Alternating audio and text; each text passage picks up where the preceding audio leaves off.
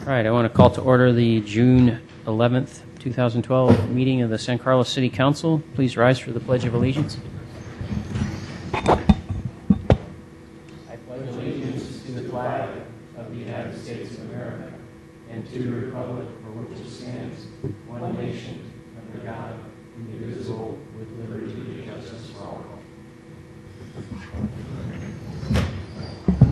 Changes to the order of the agenda. Do we have any changes from staff? No changes this evening, Mr. Changes, Mayor. Council, any changes? Mr. Mayor, I just want to remind you I'd like to swear in our newest council member. That's That would be right. allowable. Do you want to do that now? Yes, that would be great. Okay, very good. Do you need me down there, or you just go down? Okay, her and you, go.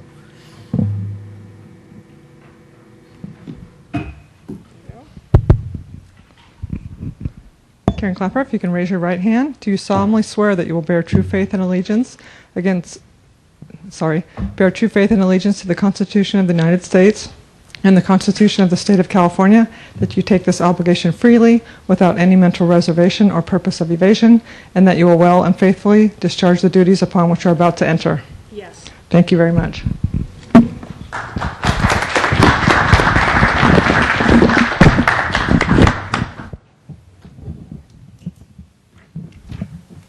Thank you, Karen.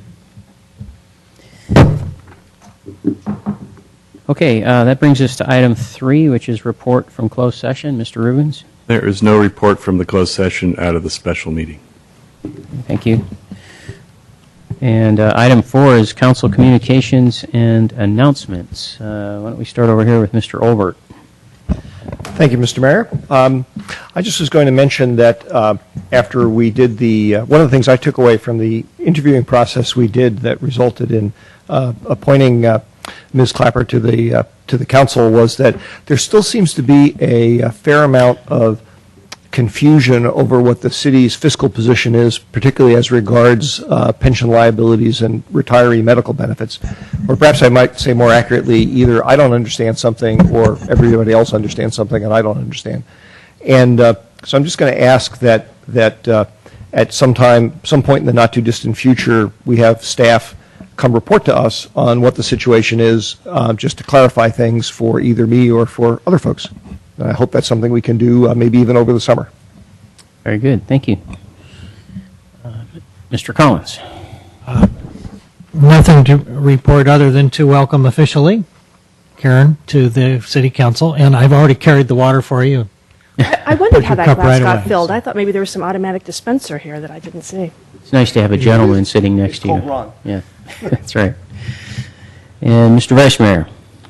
Nothing, Mr. Mayor, except also to welcome Karen to our august body, and I'm sure that you're going to find some interesting challenges up here as we sort of expand the purview that you were on. As I came on from the Planning Commission also, your purview gets expanded, a lot. So anyway, welcome, and Thank you. look forward to working with you. Okay, and the only thing I have is also welcome aboard. Thank you for putting in your application and so forth and going through the process.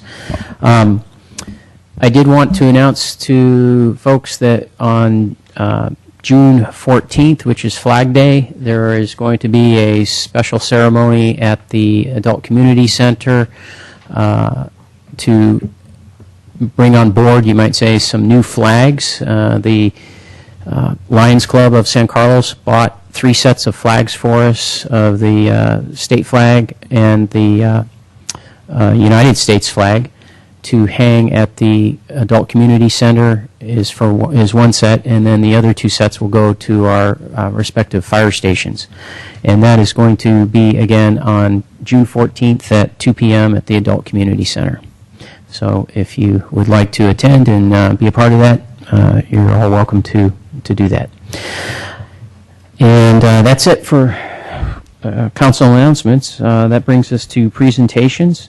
And our first presentation is a proclamation declaring June 30th, 2012 as Social Media Day in San Carlos. And I am going to meet at the podium the Yunks and Mr. Richard from the Chamber.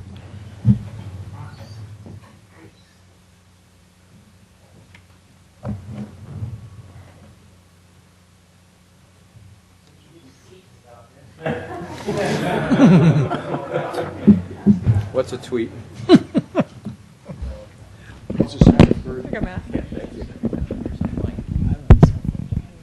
Okay. So this is our proclamation declaring June 30th as Social Media Day, and it reads that whereas social media technologies such as Twitter and Facebook have made it easier for people to communicate locally, regionally, and globally, and whereas social media is widely utilized, it's a widely utilized form of communication technology, and it is critical to expanding component. It's a critical expanding component of the local economy in San Carlos and throughout other parts of Silicon Valley. And Social Media Day is a global event that recognizes the technological advancements that enable everyone to connect with real-time information and communicate from miles apart. Which, by the way, when we went to the HIP housing luncheon, they had Facebook there, and they talked about how especially the soldiers in Afghanistan really appreciate these devices to communicate with their families back home and share photos of new babies and so forth. So it is important across the globe. The city of San Carlos has been able to use social media to share information about city programs and projects with its residents and members of the business community in San Carlos, with over 2,900 fans on Facebook and over 3,900 followers on Twitter. Isn't that interesting? We have more Twitter followers. As well, and assist over 230 businesses with social media links and directories to help their companies prosper in San Carlos, and as well as recently launched Facebook and Twitter services to promote park and recreation department programs, classes, and events. Over there I see Doug Long sitting in the audience, nodding his head. So, whereas during the week of June 21 through 28, the San Carlos Chamber of Commerce will conduct a social media treasure hunt. That's why you're here, right, Dave? Mm-hmm. Yes, that's right. That will include training residents, businesses, and visitors that participate in the use of social media tools, including Twitter. What is that? Pinterest. Oh, that's what my wife does a lot of. Yeah, okay.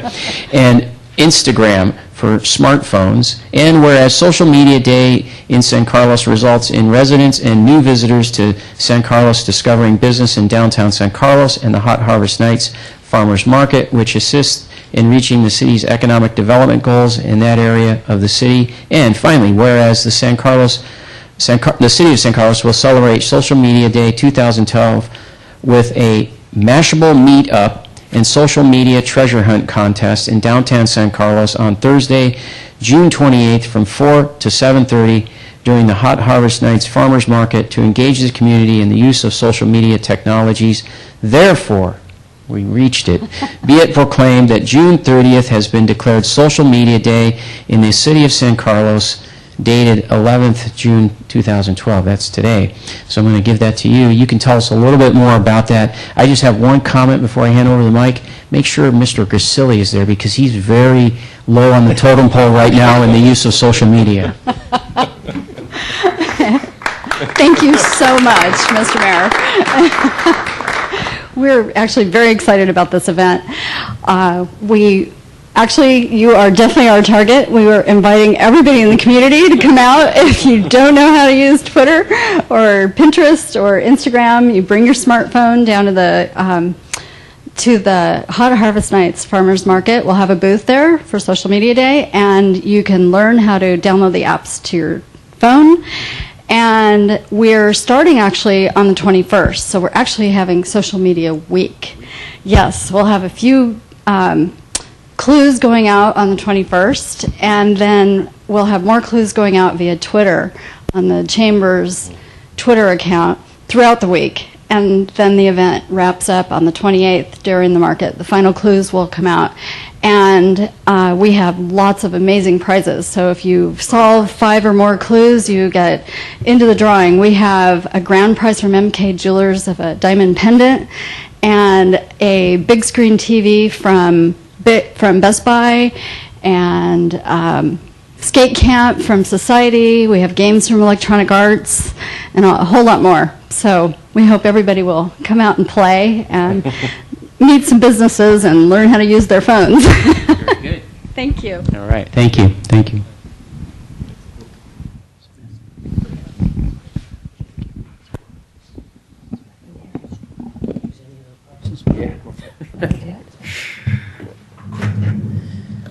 Very good. And that, do I have to go back down for the next item? No. Okay. The next item is item 5B, presentation of youth development assets. And I think Mr. Walker is going to come up and do that. Mr. Becker, I'm sorry. I'm confusing him with my other neighbor. Mr. Becker.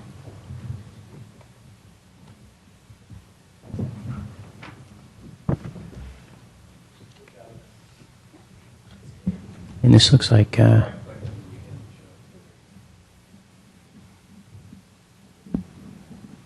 is Kevin Harris, right? Oh. Yeah. Oh, Mike.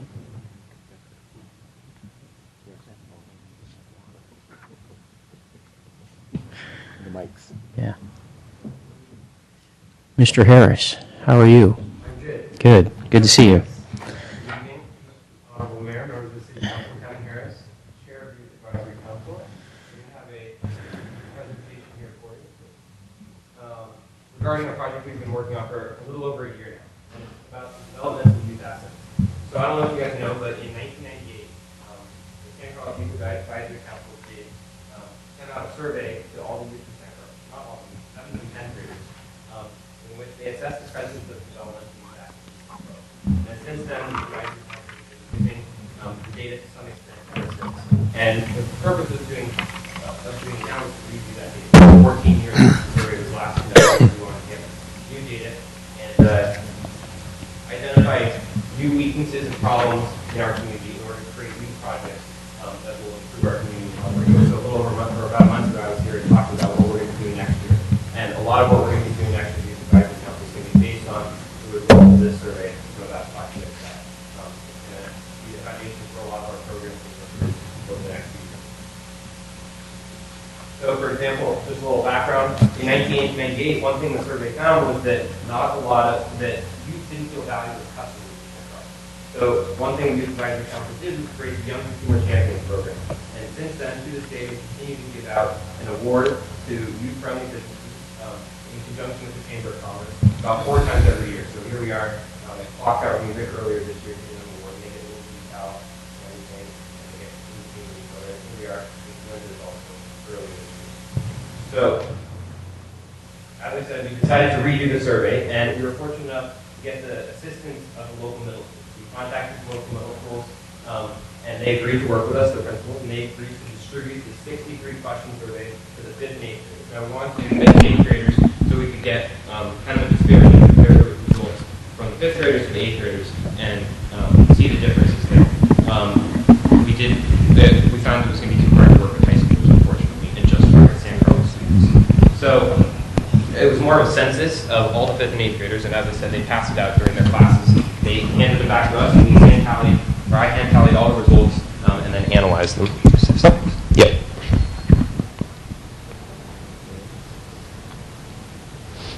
So this is just briefly what the survey looked like. I just wanted to throw it up there, and I have copies if anyone's interested. Also on your desk you'll find the results of the survey, which is the main reason why I'm here today, is to talk about what we found as a result of the survey and some of the things that we plan on doing with that information. So the first stat that I'm just going to go through a couple here is that 95.3 said they receive high levels of love and support from family members. And also another stat going along with that was 89.2%, another really high number, were able to go to a parent or guardian for advice, support, or in-depth conversation. So that's a really encouraging statistic.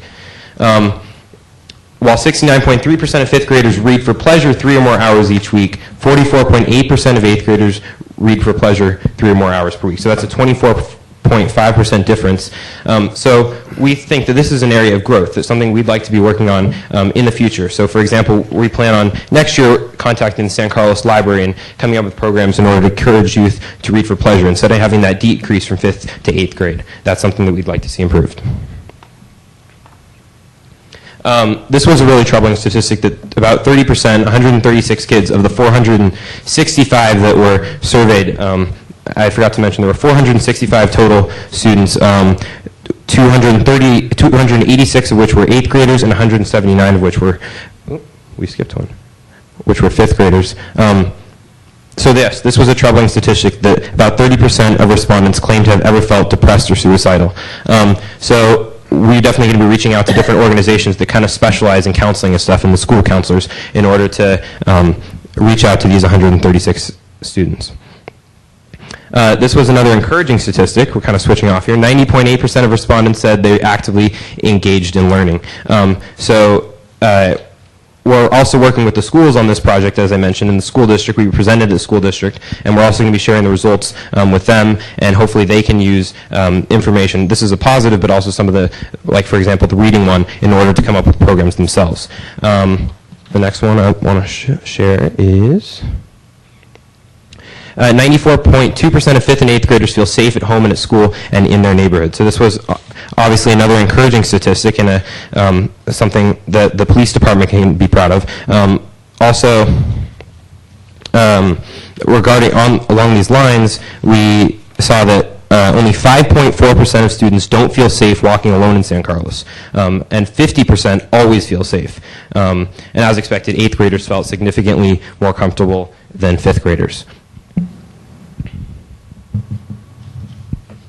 So only 25.2% of students serve their community at least 1 hour each week. So this is another area that we really want to work on next year, and that's community service. So we found that a lot of the students didn't feel valued, or didn't feel like they had a useful role in their community.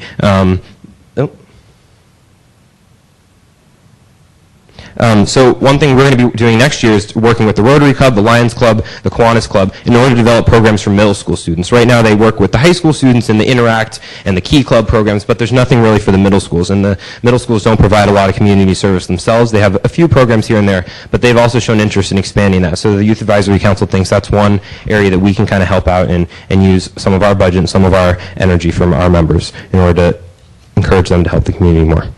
20.2% of 5th graders claim to procrastinate a lot, compared to a large 62.2% of 8th graders. So that's obviously a large jump from 5th to 8th grade, and that's a trend that we'd like to work with the schools in order to reverse. I mean, procrastination is obviously a natural thing for any teenage student, but this is just an example of something that there's definitely area for improvement on, considering that there's such a change from 5th to 8th grade. And this was another encouraging one. I have only like two more. Only 8 of the 465 students that were surveyed have ever tried cigarettes. 14 have done drugs, and 48, which translates to 10.3%, have ever tried alcohol. So those are relatively low numbers, even though it is 5th and 8th graders. You wouldn't, I guess, those 8 and 14 and 48 are a little troubling. But we are encouraged by the fact that they are relatively low numbers, and that the programs that are currently in place are working in that regard. And then wrapping up back where we started with the Young Consumer Champions program, since that 1998 survey, now only 21.1% don't feel valued as customers when shopping in San Carlos. So that's a pretty good number compared to what it was around a little over 50% in 1998. So maybe that could be a sign that the Young Consumer Champions program is working, and that's encouraging. And then finally, we also asked 2 free response questions on the survey. The rest were all yes or no, multiple choice for the most part. And that was, what events/activities would you like to see happen in San Carlos, and what would you like to change about San Carlos? So just a few brief ones that were common. A lot of them are things that we're going to be, activities that we're going to try and continue to add next year. For example, more dances was obviously the more popular one, especially for the 5th graders, who we only offer about 2 at the moment. We also noticed that the kids really like the community events. For example, holiday nights was that was one that got mentioned in there a few times, as well as hometown days, obviously. So that was something that we'd like to continue partnering up with to sponsor those events. And then also sports tournaments were really popular, and looking at more unique sports tournaments like ping pong or stuff like that don't often get mentioned. That's, for the most part, the events. And then regarding changes to San Carlos, we saw a lot of kids that really wanted to see Scoot brought back. We haven't really gotten into the stages of execution. I know obviously a lot of these are big picture things, but I'm just reporting on what the kids told us. And then obviously a lot also told us that they'd like to see less trash and less littering and more composting or recycling bins available in San Carlos. That seemed to be a common interest that many kids showed interest in learning more about. Another common one was another dog park, or more areas for kids to go off leash. I know you guys have a pilot program going on right now, but that was something kids showed interest in. And then very big picture stuff like a swimming pool and a local movie theater, or also common ones from these 5th and 8th graders. And then the last one was just more jobs for teens. So one thing we'd like to maybe do is create some sort of website where we can contact local employers or local organizations that are offering maybe internships or something like that to help give a resource to these kids. So those are just some of the ones I wanted to go through now. You have the rest, all the results on your desk, I believe, and we just wanted to share some of the highlights of the survey that we've been working on for a little over a year now, and if you have any questions, I'd be happy to answer them. Thank you, Kevin. Any questions from the dais? Mr. Olbert? Yeah, actually, a very good job. Thank you for presenting it. And one thing I had thought of as I was reading through here is you commented on the the significant level of people in this age group who have felt depressed or suicidal. And I'm glad to hear that you're looking for things that could be done to reach out to those kind of individuals to help them. I also noticed in here that there's a relatively high level of stress recorded by people as well. That actually, from my own reading, is part of a national trend. There are a lot of people, there's sort of a growing movement that wonders whether we are not over-programming our young people. I don't necessarily have an answer here, but that's an area where I think it might be helpful for the youth center to think about looking into about what other ways to help people learn how to manage that, learn how not to be involved with some things, just to give themselves some free time. But on the whole, I think this is excellent. I was glad to hear that you're presenting it to the school district as well, because there could be some things that could be worked on jointly here. And I applaud the efforts. In doing that. Thank you. And just to follow up on Councilmember Olbert, regarding stress, the survey, one statistic that was in the survey was it found that 15.6% of fifth graders feel very stressed, and an additional 57% feel a little stress, and that number jumped for eighth graders to 23.4% for very stressed and 63.3% for a little stressed. So it obviously went up. And eighth grade girls seem to be the most stressed group. And then also it was interesting to compare the different schools. TL, Central, Charter were the ones that we worked with, and see, for example, TL had a it had a significant or noticeably higher proportion of students that procrastinated, for example. So it's interesting that we can then give that information to the specific schools of what areas they specifically need to work on. If I may, one other thing that occurs to me too is I thought it was interesting too. The survey pointed out that I think it's roughly a quarter of the surveyed youth actually use the youth center to one extent or another. Presumably, that may also be sort of from your marketing and outreach efforts, something that could be looked into is what would the other three quarters look for that's not being offered that might encourage them to be involved, either at the youth center or in some other activity. That was another area that we want to focus on. We found that obviously Central kids are significantly more likely to go to the youth center than TL or Charter kids. So if we can find ways in order to get them over there or just to encourage them to make it easier or more attracting for them to make the journey over to the youth center, that's definitely something that we're interested in looking at too. Thank you. Very good. Any other questions? No? Thank you. Thank you. Thanks, Kevin.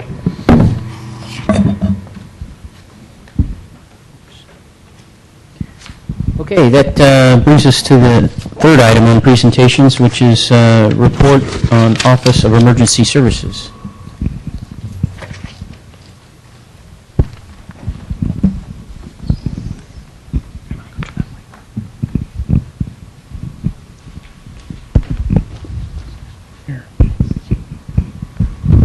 Good evening.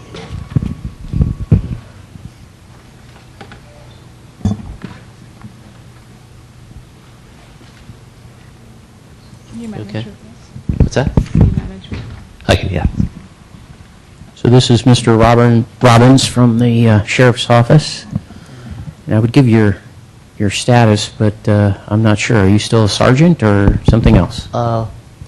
Lieutenant. Lieutenant. See, that's why I didn't say. So I kind of figured you got a promotion. Here. Slideshow.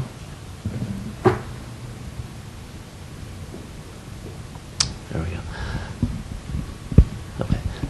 Mayor Grocott and members of the San Carlos City Council, thank you for letting me come tonight. And I'm Mark Robbins. I think I actually know most of you on the City Council except for our newest council member. I spent 27 years here with the San Carlos Police Department before a year and a half ago going to the county.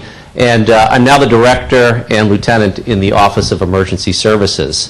I've been there for about the last 3 months, and after 27 years in the city of San Carlos, I was absolutely amazed and astonished at the different things that the Office of Emergency Services does. And so it was important for me, I felt, to get out and get out into the communities and just kind of talk and give the different members of the communities and the city councils the opportunity to ask questions and just have a better understanding of what we actually do. In the county of San Mateo, we actually have a rather unique setup for the Office of Emergency Services. As you see, I'm the director, and there's 2 branches to the Office of Emergency Services. There is the emergency services side, which is in orange and yellow, and that is part of the Joint Powers Authority that all 20 cities and the counties make up. And those are civilian employees that are involved in disaster preparedness, planning, training, education, and mitigation.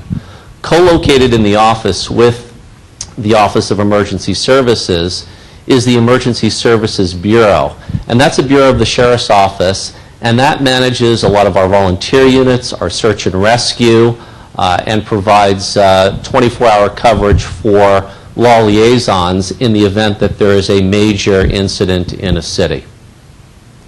And as you can see, our office also relies heavily on grants. We're always seeking ways to go out and seek grant funding.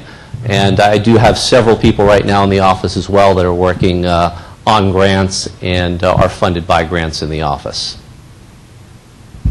So again, what does the Office of Emergency Services do? We're heavily involved in planning. Planning for what we hope will never take place, developing and updating the emergency operations plans, and providing for that bridge between the County of San Mateo, the operational area, and the cities.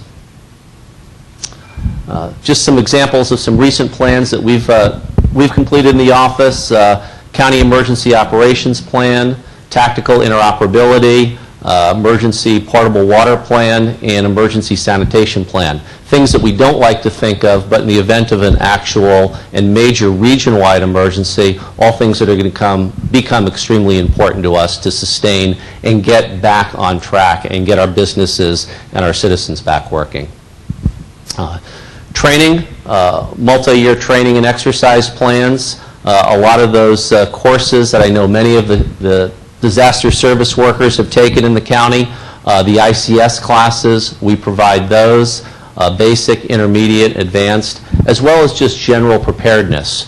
I believe in your packets you should have an example of our multi-year training and exercise plan, and that training is actually free to anybody, any city employees in the county. One of the things that we just were able to do is go out and seek grant funding for some statewide training. So, for example, if you're familiar with the CSTI Earthquake Management School, that when I was a San Carlos employee had the opportunity to go to, and we were able to bring that that training here from San Luis Obispo to San Mateo County to avoid the cost of having city workers have to go down and attend the training in San Luis Obispo. Some recent exercises that we put on October of last year, air crash exercise, Urban Shield, which is a countywide SWAT training, and the Great Shakeout, which is earthquake training, as well as a county EOC exercise where a lot of cities will open up their EOCs. We will open up our Emergency Operations Center at the county and practice communicating between the two, simulating, in this last case on May 24th, a earthquake on the Hayward Fault. On the OES side, what do we do? What are some of the things besides the training and the plannings that we provide? We always have a planner, a district coordinator on duty. So if there's a third alarm fire where you have displaced people, we can assist with the Red Cross in sheltering. Hazmat response team. Part of the JPA includes the hazmat unit, which is run right now out of the city of Belmont, but we will provide, in any hazmat, hazardous materials response, we will provide a coordinator, multi-agency coordination. So when we had the president that visited Redwood City, for example, a couple of weeks ago, we were out involved with Redwood City. That was a multi-agency operation. So should we have a presidential visit in San Carlos, for example, which we did a number of years ago, we would provide coordination and assistance to the city of San Carlos. Grant management, as I talked about briefly, $38 million since 2001 in Homeland Security grants that we've managed. And what we really look for in that is regional assets. What can we do that's going to benefit the region? Individually, we've got the 20 municipalities here in San Mateo County. Not feasible to have the type of equipment on a citywide basis, but what can we do as a region to prepare us to best prepare for that disaster? Alerting and warning, SMC alert. I just got an SMC alert, for example, on crime from Captain Rothfuss here in the San Carlos Bureau. We maintain SMC alert at the county level, provide that free of charge to all of the cities. Telephone emergency notification, public health outbreaks, the emergency alert system. Should we have to get to that level where we have to access the television emergency alert system, we have the ability to do that, as well as the tsunami sirens on the coast.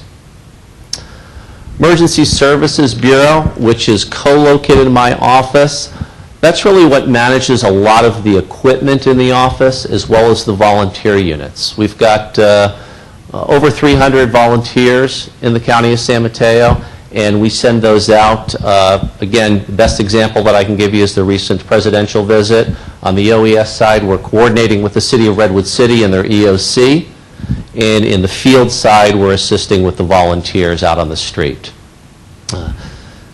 Just examples of the different type of units that we have available on the Emergency Services Bureau side. On the Emergency Services Bureau side, we also have on-call 24 hours a day, a law liaison. So in the example, when we have a missing person, or we have an Occupy Oakland or some other situation that calls for mutual aid in the law enforcement community, we have a on-call individual that will go ahead and coordinate those responses.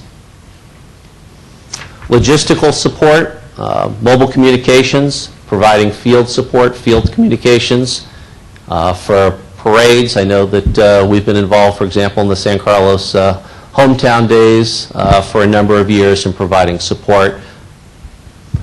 And just some examples of the equipment that I talked about that we at the county level maintain. This is all purchased through grants and available 24 hours a day, 7 days a week just for calling. So a lot of resource trailers, mass casualty trailers, shelter trailers, press information, mobile emergency operations centers should an emergency operations center go down due to an earthquake. Those are all available, and they're all county resources. Off-road vehicles, the little Polaris on the right there is actually up at the on loan to the city of Daly City this week for the U.S. Open. Thermal imaging devices, just some examples of the equipment. Search and rescue trucks, marine cliff dive units, boats, aircraft. Sheriff's Office is in the process, the county's in the process of buying a new aircraft, and one of the things that we're looking at is a flare unit with a digital video downlink. So we'll be able to forward-looking infrared in the event of a natural disaster, able to put that plane up and actually send live video back to do damage assessment. And that is staffed by the Sheriff's Office, Office of Emergency Services with a volunteer air squad, so not dependent upon budgets. Contact information in my office. There's just a lot of different things. I realize that I went through everything real quickly, but I did want to give you the opportunity of any questions that you might have specifically to OES, and give you the opportunity to ask those. Okay, questions from council?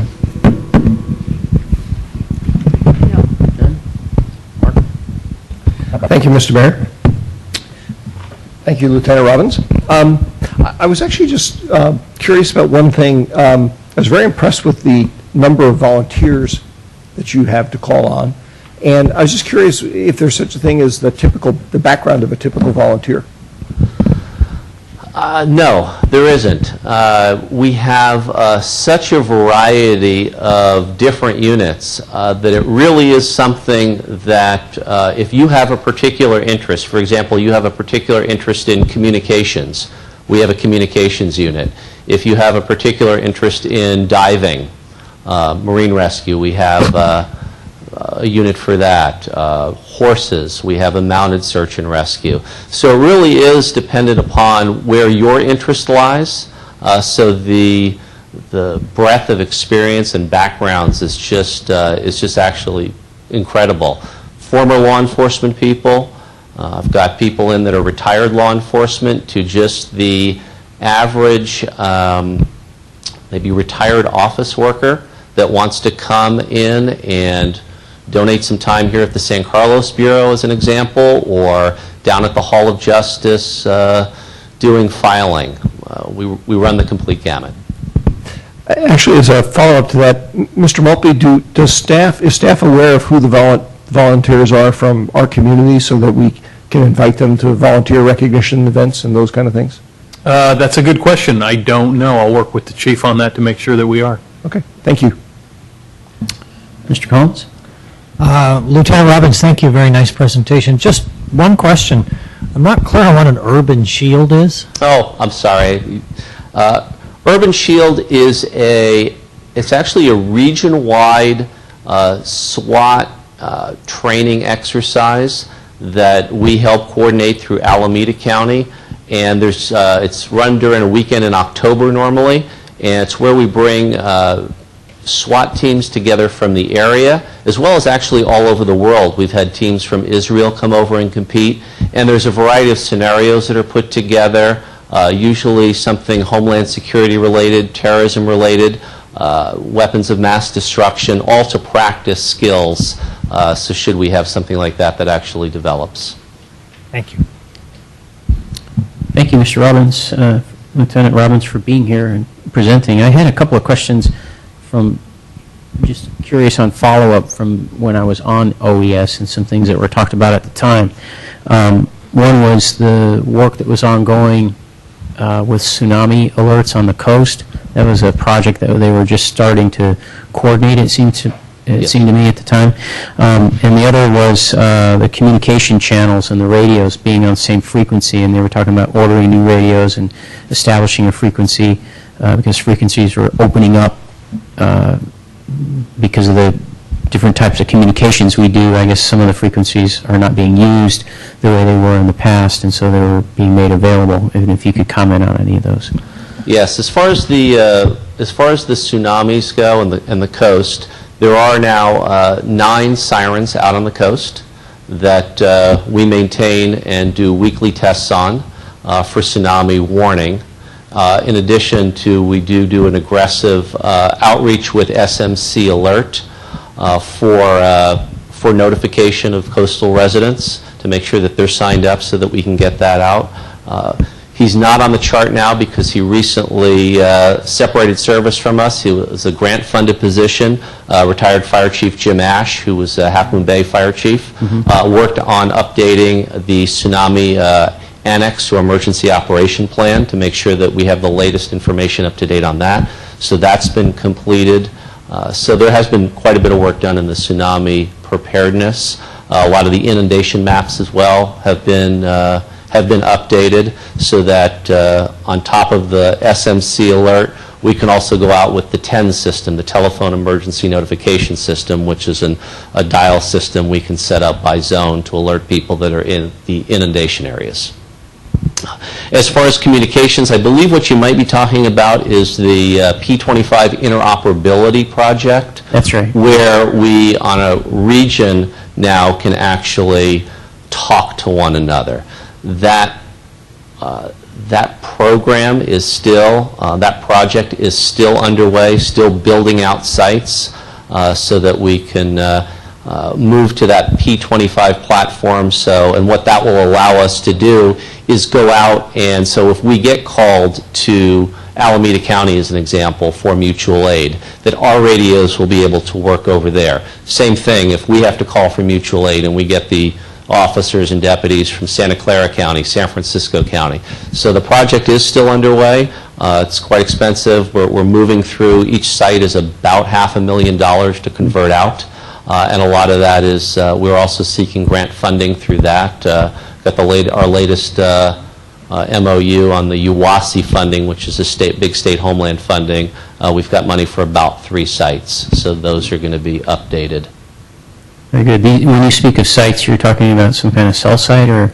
Well, they are the sites that, right now we have sites, for example, we have one here in San Carlos up on Buckland. So the equipment there has to be updated to the new technology and the new platform to be able to then go out and purchase the radios that operate on that frequency so we can talk across that platform. Yeah, remember when the Oakland fires took place, that's when all this came to awareness, that you had supporting units showing up and they couldn't talk to each other. Absolutely. The Oakland Hills fire and then, of course, Katrina were 2 of the biggest unfortunate disasters that really prompted. The Oakland Hills fire being probably, you're right, Mayor, actually the biggest one that really brought to light a lot of these problems. Right. Yeah. Okay, thank you very much. Thanks for your report. Okay, thank you. Okay, that finishes up presentations, and the next item is public comment. I don't have any speaker cards, but if we have anybody here who would like to address the council on an item that is not on the posted agenda, now is the time. I don't see anybody but our staff person moving, so I guess we have none. That brings us to item 7, which is approval of the consent calendar. Consent calendar items are considered routine in nature and will be approved with one motion unless anybody from the staff, the public, or the council would like to pull an item for separate discussion. Mr. Mayor, I'd like to ask that item 7E be considered separately, please. 7E. All right. Any others? Hearing none, can we have a motion for items A through D? Mr. Mayor, I'd like to make a motion to approve consent calendar items 7A, B, C, and D, please. Yeah. Second. Through the, Mr. Mayor, Yes. we do have one ordinance for adoption. Do you want me to read that? So the title needs to be Resolution, read. you're right. Item C, yes. So we have to Read the deal with title. that a little bit separately. You're right. For 7C, ordinance number 1447, an ordinance of the City Council of the City of San Carlos, amending Chapter 5.40 of the San Carlos Municipal Code regarding massage therapy regulations within the City of San Carlos. Appropriate? Very good. Okay. So we've had a motion and a second. We've read the ordinance. Can we have a roll call? Councilmember Clapper? Yes. Councilmember Collins? Yes. Councilmember Grisilli? Yes. Councilmember Olbert? Yes. Mayor Grocott? Yes. And item 7E, Mr. Olbert, do we have a staff wants to say anything about this before?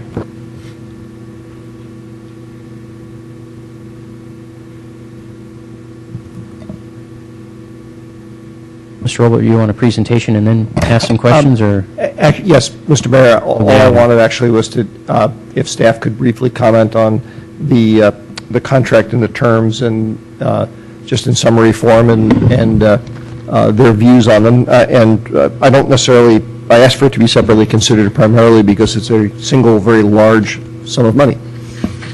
That it is.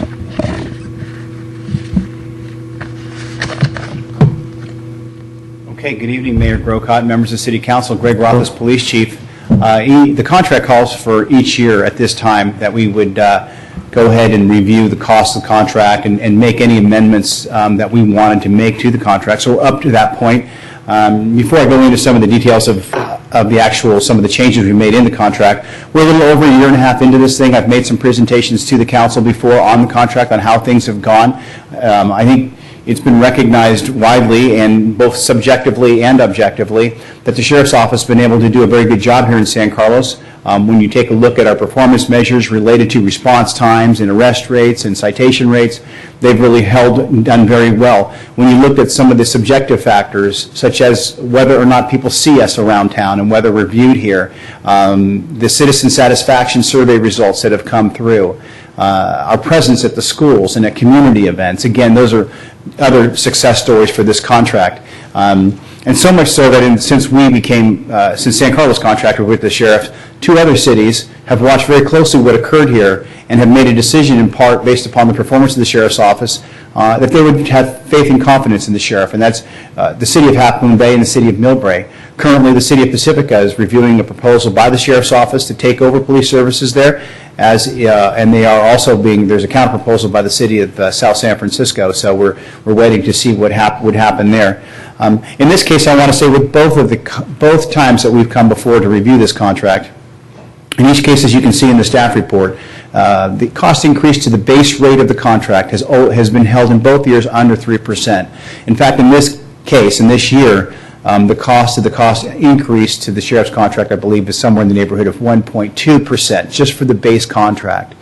You see the cost increase, though, is somewhere around 6% this year. That is because of the elections that the things that the city has decided that they wanted to add that would be enhancements to the current service level. Had we not had any enhancements, the contract would have been 1.2%. And that really is in large part due to labor. The contract is driven by labor costs. And labor in the county has worked well with management to do, in some cases, contract concessions and do what they need to do to help keep costs down. So that part's been helpful. There's been some additions, as I said, to the cost of the contract. One is the record supervisor position. We originally started with an office assistant, and by having the record supervisor in that position, it's allowed us to not only have a full service counter, but to have the technical expertise that's required in that room during when certain types of things occur, such as a Public Records Act request or any other technical records matters. Police records is a technical subset of policing, and we have a supervisor, and that's been valuable. So we want to go ahead and pay for that at this point. Obviously, the big cost driver for the difference has been the decision by the City Council to add an extra traffic deputy into our police force. So we now are going with a second traffic deputy, and that's been the big bulk of the cost changes. We started with one detective. That was clearly not enough given the amount of crime in the community, and so we're working with the sheriff to joint share costs on a second detective position. And that's fair given basically the crime rate in the community. So those are the things that have been drove it up to a little bit more than 6%. And that's, I think, all I have on this, and I'd be happy to take any questions. Mr. Robert? Thank you, Mr. Mayor. Thank you, Chief, for the additional detail. If I may, and this may be a question more for perhaps Ms. Mendenhall, but do you happen to know roughly what the dollar breakdown is of the increased cost, or even the percentage breakdown? So the total is 6.5%, and it's a 1.2% base increase, so really the difference we're talking about from the structural changes is about 5.3%, I presume, roughly. I just was wondering if you know roughly how those things break out. Well, I think the total cost, as you can see in the contract, is there's a total cost increase of around $450,000. Right. Almost half of that is a traffic deputy. Right. It's like, was 230, 240, something like that, yeah. And then there's approximately a little over $100,000 is for the investigations position. Okay. And then the others are for the other are nominal increases that relate to the record supervisor position, which is not a huge jump. So that's where, but the big ones are obviously the motor position and the detective position. And the additional 2% of the deputy costs, that's also included in the relatively. That's included. In fact, I think that really makes up the 1.2 cost overall. Is just that 2% deputy cost. And essentially, when we signed the contract, we said with the county, the city and the county met. And they said, hey, the sheriff's office will pick up 2% of that, each deputy's cost, because you'll be responding at times into our areas. And we decided we would meet in good faith after a year or so to see, hey, how is that working out? Should the sheriff pick up more? Should the sheriff pick up less? And what we really found out is that the sheriff's office is by far more rolling into San Carlos with extra assets than we are rolling outside of San Carlos to provide assets to county areas. I remember going on a burglary call, 2 houses burglarized next door. There's 5 sheriff's office cars there, but I only have 3 on duty. So that's an example of, and I think a lot of people who you've seen subjectively have said, boy, I see a lot more police officers than I used to in the past. And we do seem to have a stronger presence. So in good faith, we met and we said that San Carlos would go ahead and take the full 100% of the deputy cost. That certainly makes sense, and I'm glad the relationship between the city and the sheriff's office is such that we can have those kind of discussions. Do you think that some of that trend presages that we might see other increases in future years because of them deploying more assets in here that are strictly required by contract? Or I think that's really going to be up to the city council. It's up to the city council in terms of what, whether you want more assets, more traffic deputies, less traffic deputies, more investigation, less investigation. The city council can take a look at those kinds of things and decide. Mainly what's going to be cast on to this council outside of those voluntary add-ons will strictly be documentable increases in the cost of the sheriff to do business. So, for example, if there is a 2% increase in labor costs next year, you can expect that to be passed on in the contract. If there is a 0% increase in labor costs, then you would see a 0% increase due to labor costs. When we meet with the finance director, and every cost increase for the sheriff's office has to be able to point back to a 1-for-1 for a cost increase to the sheriff. So, okay, thank you. Any other questions? No? Okay. I just had one, and it was triggered by hearing you give your presentation and answering Mr. Olbert's questions.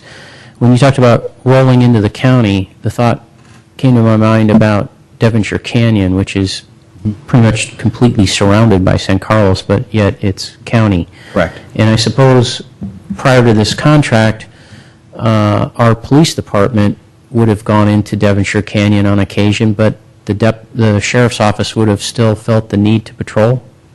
Yes, we would go into that area when there was a call, and it was an emergency call, and our units happened to be closer. So through mutual aid, we would go ahead and respond in there on an emergency call. On a paper call or a cold report in the past, when we were the police department, we would not. The sheriff would. And so now we take a lot of those calls in there, but there's really not much activity in Devonshire Canyon. Okay. Not much at all. All right. Just the thought came to mind of, if it were a savings to them that they don't even have to concern themselves with a deputy for that area, and it just was taken under our contract. If there was a little bit of savings to them, then it could turn around and be savings to us. But it sounds like there's not much there. And that was the theory behind some of it, Mr. Mayor. That was the theory behind the initial discussions, and that is the case. I mean, we can use our people to go in there, but it's very, very rare, and that happens. And it's much more frequent that the deputies from the outlying areas will roll into here to support us. And so charging the sheriff for our roles in the Devonshire Canyon, we felt was not equitable, given the fact that we know that the sheriff overcompensates by their role into the city. Okay. Very good. Thank you. Mr. Mayor, I'd like to make a motion. Very Ready good. to read the resolution, Mr. City Attorney? Not necessary on a resolution. Okay, good. I'd like to make a motion to adopt item 7E on the consent calendar for the contract with the San Mateo County Sheriff's Office. Second.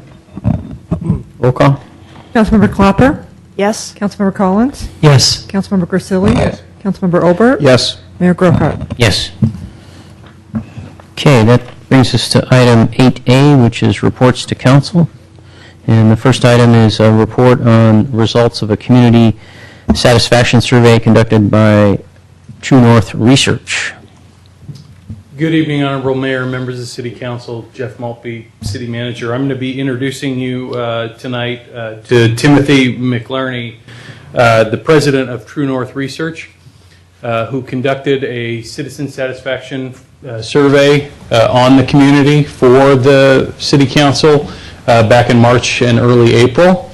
This was brought to the council several months ago. Proposal of mine to be included in the current and future 2-year budget cycle. So this would be something that we would do every 2 years.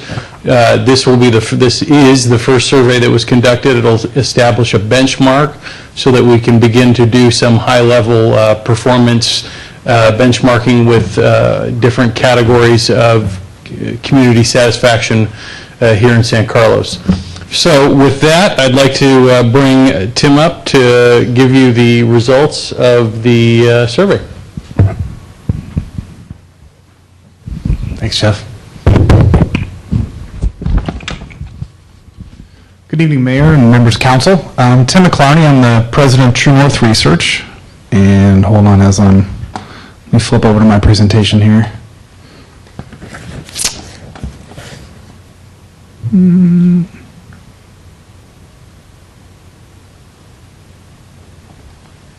Actually, I can go back. Sorry. Here we go. I'm the president of True North Research, and we're a firm that specializes in working with California cities as well as other public agencies around the state in developing a statistically reliable understanding of the communities that they serve through the use of survey research. During my career, I've worked on over 800 studies for public agencies, and that includes over 300 studies for cities that are similar to the resident satisfaction survey that we're going to be talking about here tonight. And the reason I mention that is as I go through tonight's presentation, I might make reference to how the results we're seeing here for the city of San Carlos compare to what we might typically see in other cities. And so I wanted you to have a sense for the context and the reference point.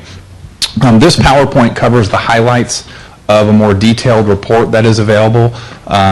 There's a lot more information in this report about how the results we're talking about tonight break down by different subgroups of your residents. And so if you haven't had a chance to look at that, or if you're interested in digging deeper, that's a good source. But tonight, again, I'm just going to skip across the results and draw out some of the more interesting findings. As I go through tonight's presentation, I welcome questions from council as I go or at the end, whichever is your preference. So with that, I will jump in. Before I talk about the results, let me take a moment to review briefly the purpose of the study as well as the methodology. This is what in the industry we call a resident satisfaction survey, and it really has two components to it. The first is to understand what are the community's needs with respect to the services and facilities that are provided by the city. So what are their priorities, what are their preferences, what are their needs for the types of services and policies that you provide as a city. Once you understand what the needs are, the flip side of that is, well, how well are you performing as a city? It's a good performance measurement tool to help you understand where are you exceeding residents' needs, where are you meeting their needs, and where might there be a gap between what the community wants and expects from the city and what is currently being provided. Within that also, we have an opportunity to dig into some very specific areas like economic development or public safety or parking issues in the city. And we also get a chance to look at beyond just service provisions, or how are we doing on streets and roads, how are we doing on police, to look at residents' perceptions of the city as an agency in terms of issues like trust and fiscal responsibility, and their experience interacting with staff for those who have had the opportunity to do that. And then finally, we take a stab at communication. We learn some things about how well they think you're communicating with them as residents and what sources they're relying on and how they'd like you to communicate with them in the future. Methodology of the study, just a fancy word for how we went about doing this survey. This is actually, we used a methodology we call a hybrid methodology, which we've developed. We started using about 5 or 6 years ago, and it's become more and more important. And what that means is once we've selected individuals at random using both landline or cell phone numbers, we give them the opportunity to participate either by phone or online using a secure password that's unique to that individual. So we're able to control our sampling design. You have to be randomly selected to be part of the study, but we give them the option of either doing it online or doing it by phone. We found that increases participation rates. There's a certain percentage of folks who really don't want to take the time on the phone or at that moment to do the survey, but they're willing to go back to the computer and do it later. It also creates an open door for us. If they don't do it, we can call back and say, oh, we noticed that you hadn't completed it yet, and it gives us an open door to call them back. And the result is higher participation rates overall and greater reliability of the results. We spoke with 452 adult residents as part of this survey. Because this was a survey and a sampling of 452 and not a census of all adults in the city. It has what's known as a margin of error due to sampling, and that's about 4.5% in this case. And what this means is we can be 95% confident that the results we're going to talk about tonight are within 4.5% of what we would have found had we spoken with all adult residents in the city. On to the results. This first slide presents the results to a question where we ask simply, how would you rate the overall quality of life in San Carlos? Would you say it is excellent, good, fair, poor, or very poor? And as you can see, if you combine the excellent and good slices of that pie, you get 98%. So 98% of those folks we spoke with said that the quality of life in San Carlos was excellent or good. This was a very consistent pattern across residents, regardless of how long they've lived in the city, what their age is, or their employment status, any other of the variables that we had on background. In fact, I think the lowest in any subgroup it reached was 93%. So across the board, residents are pretty pleased with the quality of life in San Carlos. We also followed that question up with an open-ended question where we asked individuals if the city government could change one thing to make San Carlos a better place to live, what change would you like to see? This was what we call an open-ended question, meaning we didn't provide any of the responses you see here shown on the slide. We simply asked the question and then we listened. We recorded their verbatim responses and we went back and grouped them into the categories that you see here upon review.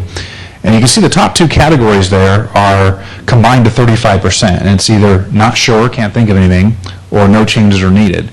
And that's actually a really good sign, because if you think about it, if you hand somebody a soapbox and say, stand up and tell us one thing we can do to make this city better as a city government, and they are stuck for an answer, or they say explicitly that no changes are needed, that means you're doing a really good job. Right? Nothing is coming to mind that they would like the city to change about the community.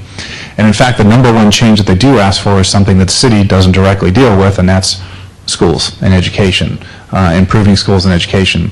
Among the rest of the list, you see improving recreation areas, parks, and a swimming pool, about 6%, maintaining infrastructure at 5%, improving the downtown and developing the downtown area at 5%, et cetera. There's no one category that stands out. Occasionally we ask this question and you'll have 25-30% of people who will hit on the same thing. Some communities that's traffic congestion, in other communities that's managing growth and development. It could be public safety in some cities. The fact that none of these single issues stand out is a pattern that suggests you're doing a really good job as a city covering your bases, because if you weren't, it would show up in this slide. This slide presents the results to what is arguably the most important question in the entire survey, and that's, generally speaking, are you satisfied or dissatisfied with the job the City of San Carlos is doing to provide city services? We're not referencing a specific service here. We're asking them explicitly to think about the city's performance in general, and because of that, it can be considered an overall performance rating for the city. And what you find is that 89% of those that we spoke to said that they are satisfied with the city's performance, with more than half of those saying that they're very satisfied. You had 7% who were dissatisfied and about 4% who were not sure. This is a really good score, and especially when you consider the backdrop under which this survey is being conducted. I mean, the city, as well as other cities around the state, has just gone through an economic recession. It's hurt your tax revenue. It's hurt your ability as a city to provide services. You've had to make cuts. You've had to reorganize. Against that backdrop, to come back and find that 89% of your residents are satisfied with the city's overall efforts to provide city services is a really good score. I have conducted hundreds of these types of studies for cities around the state. Some we have a track record going back 10 years, every 2 years. And I can say that anytime you're right at 90%, a bit above, it's a great place to be. The highest I've ever seen is about 97%. But these are, we have some cities that we work with have some pretty incredible tax bases like Beverly Hills or Indian Wells or Westlake Village. I've seen scores as low as the 40s for some cities in terms of overall satisfaction.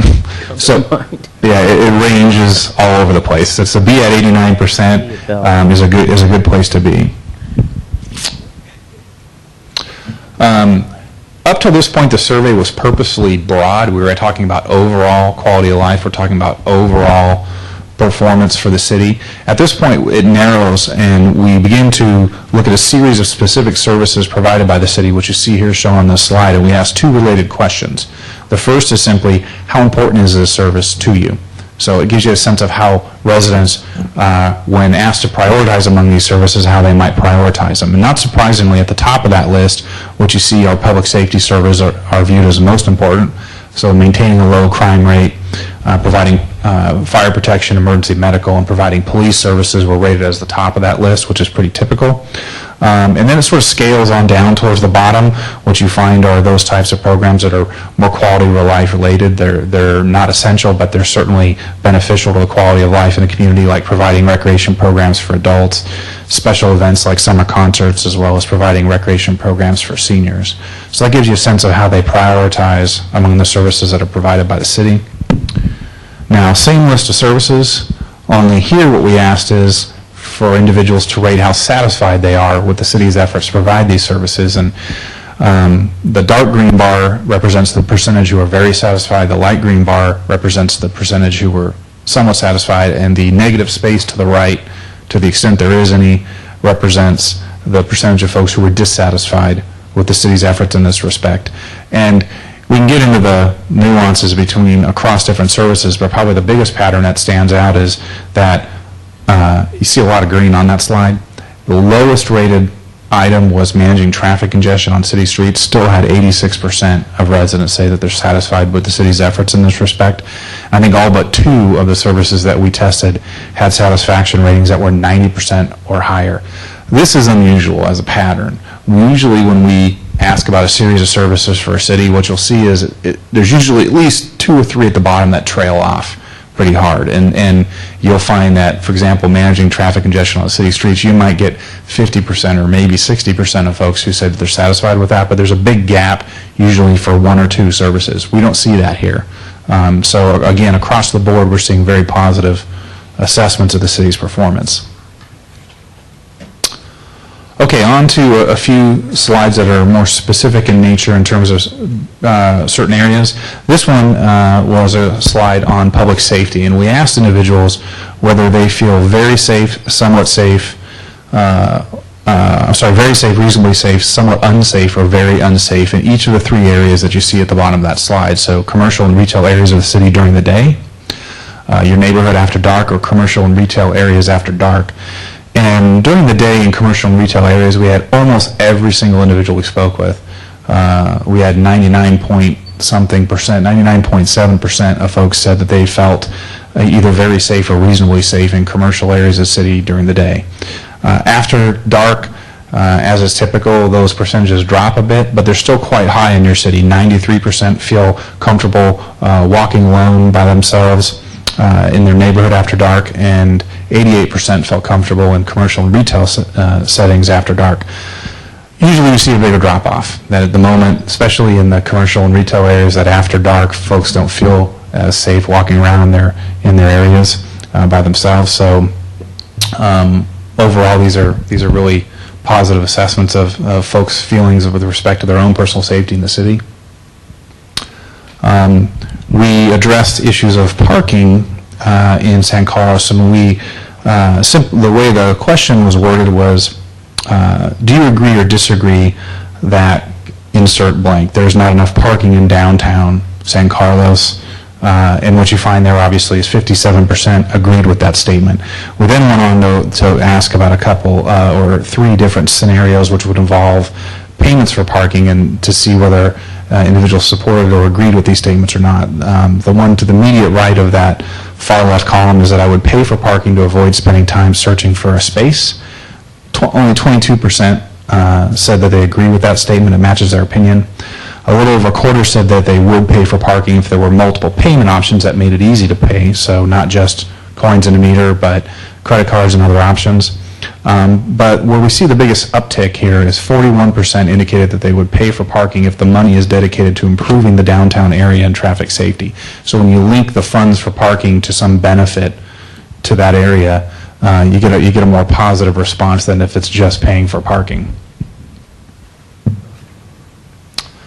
One of the hot topics around the state for a lot of the cities I work with is topics of economic development, how to improve the local economy, as well as how to expand their tax base so they can provide more of the services that residents want, as well as at the quality they expect.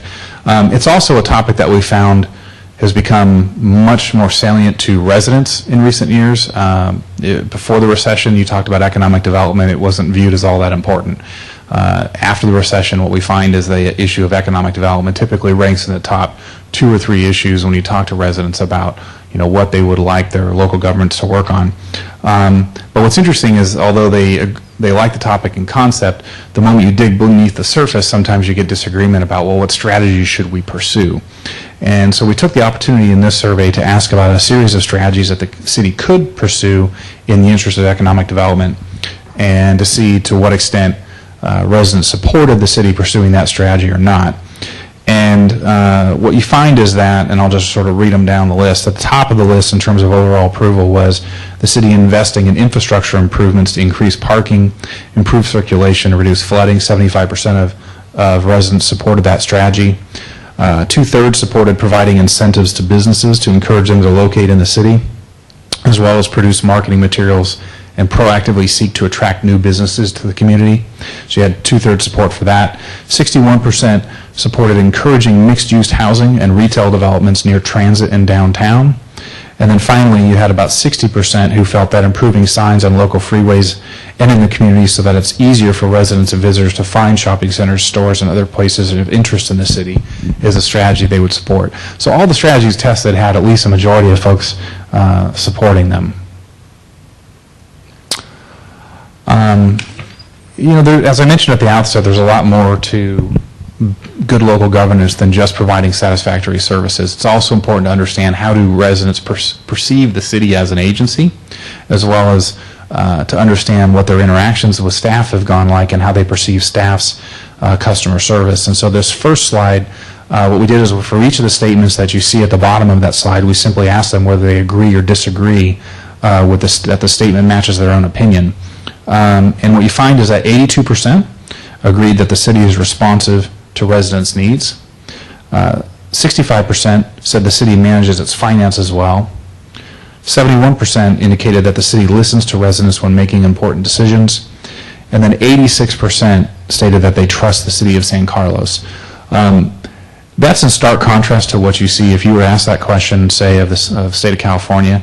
You might have about 20% who say that they trust the state of California. And it's important also to keep in mind that we're all taught as good Americans not to trust government. That's what we've been taught since we're young. And so to have 86% of your residents say that they trust the city is, again, a very good sign. About 40% of the folks we spoke with had personally interacted with city staff in the last 12 months, and for these individuals we asked them to rate staff's helpfulness, professionalism, and accessibility. And as you can see, they received high marks across the board. At least 90% on each of the dimensions said their staff was at least somewhat helpful, professional, accessible, and clear majorities in all cases said that they were very helpful, professional, accessible. On to a different topic, we asked individuals how they describe the city's efforts to promote sustainability and green programs. Would they say the city's efforts have been about right, that the city's done too much or not enough? As you can see, most of the residents we spoke with, almost 2/3, said that the city's approach has been about right. About 7% were unsure. And then you had about 21% who said the city's not doing enough in the area of sustainability, whereas 8% say they're doing too much. When you dig behind this result and you look at this result by different variables, the one that is the biggest predictor of where someone would land on this question is age. If you're under 55, you're much more likely to say that the city isn't doing enough in the area of sustainability. If you're 55 or older, you're much more likely to say that, oh, everything's fine, or the percentage you said that you're not doing enough is comparable to the percentage you said that you're doing too much already. So age seems to be the real defining criteria here. And then questions of communication. This is the result to a question where we asked overall, are they satisfied or dissatisfied with the city's efforts to communicate with residents through newsletters, the internet, and other means? You had 83% who said that they were satisfied. This is an area, interestingly enough, where a lot of otherwise high-performing cities will occasionally stumble. Now, they'll do really well in terms of providing services and policies and everything else, but when it comes to the issue of communication, their scores tend not to rank very high. 83% is actually a really good score. I've had one city hit the low 90s. I've had a couple that are in the upper 80s. Most of the time, this result checks in the high 70s. In fact, we've had a couple of cities that are exceptionally well-performing cities in a lot of ways, but when you get to this question, they get dinged by their residents regularly. And part of the reason for that is what we find is there's a strong correlation between how people answer this question and the resources they use to find out about city information, news, and programming. And what you tend to find is cities where residents rely on city-sponsored sources, so city newsletters, the city website, town hall meetings, and other things are much more likely to get good scores than those where they're relying primarily on secondary sources. So in some communities, for example, then on the coast in Southern California, there's this coastal news that does a really good job of covering local politics and local issues, but it's not the city's voice. It's the secondary source. And so even though residents might feel well informed, they aren't giving credit to the city. So what we find here, consistent with what I just described, is that the number one source when we ask individuals where do they turn to find out about City of San Carlos news, events, and programs, number one source, city's website. 26% said that. By the way, this was an open-ended question, so we didn't feed them these categories and they say yes or no. We simply asked, what information sources do they use, and then they told us. 26% mentioned the city's website. You had 24% who mentioned the internet in general, but not the city site, followed up by city newsletter, 17%, and 17% email from the city. So 3 of the top 4 sources were city-sponsored sources. In addition to finding out what sources residents are currently turning to, we also asked them to rate the effectiveness of each of the channels that you see on the left side of that slide in terms of how effective they would be for the city to communicate with them. And we ranked them according to that combined percentage of those who said it was either very effective, shown in the dark blue bar, or somewhat effective, which is shown in the light blue bar. And what you find is that there's really sort of a top tier there. Postcards, letters, and newsletters mailed to the home. Although there's always new digital sources and ways of communicating with residents, I have yet to see a single community that I've worked with where print media isn't still the number one. This is about as close as you get. Print media still is basically on par with email and e-notices as well as the city's website. I've yet to see a single city where email or the city's website comes in as number one. So there's a substantial percentage of adults who still like to get it out of their mailbox in terms of communications from the city. And then the other tier, as you can see, are postcards, letters, and newsletters at public occasions as well as town hall meetings, and then on down the list.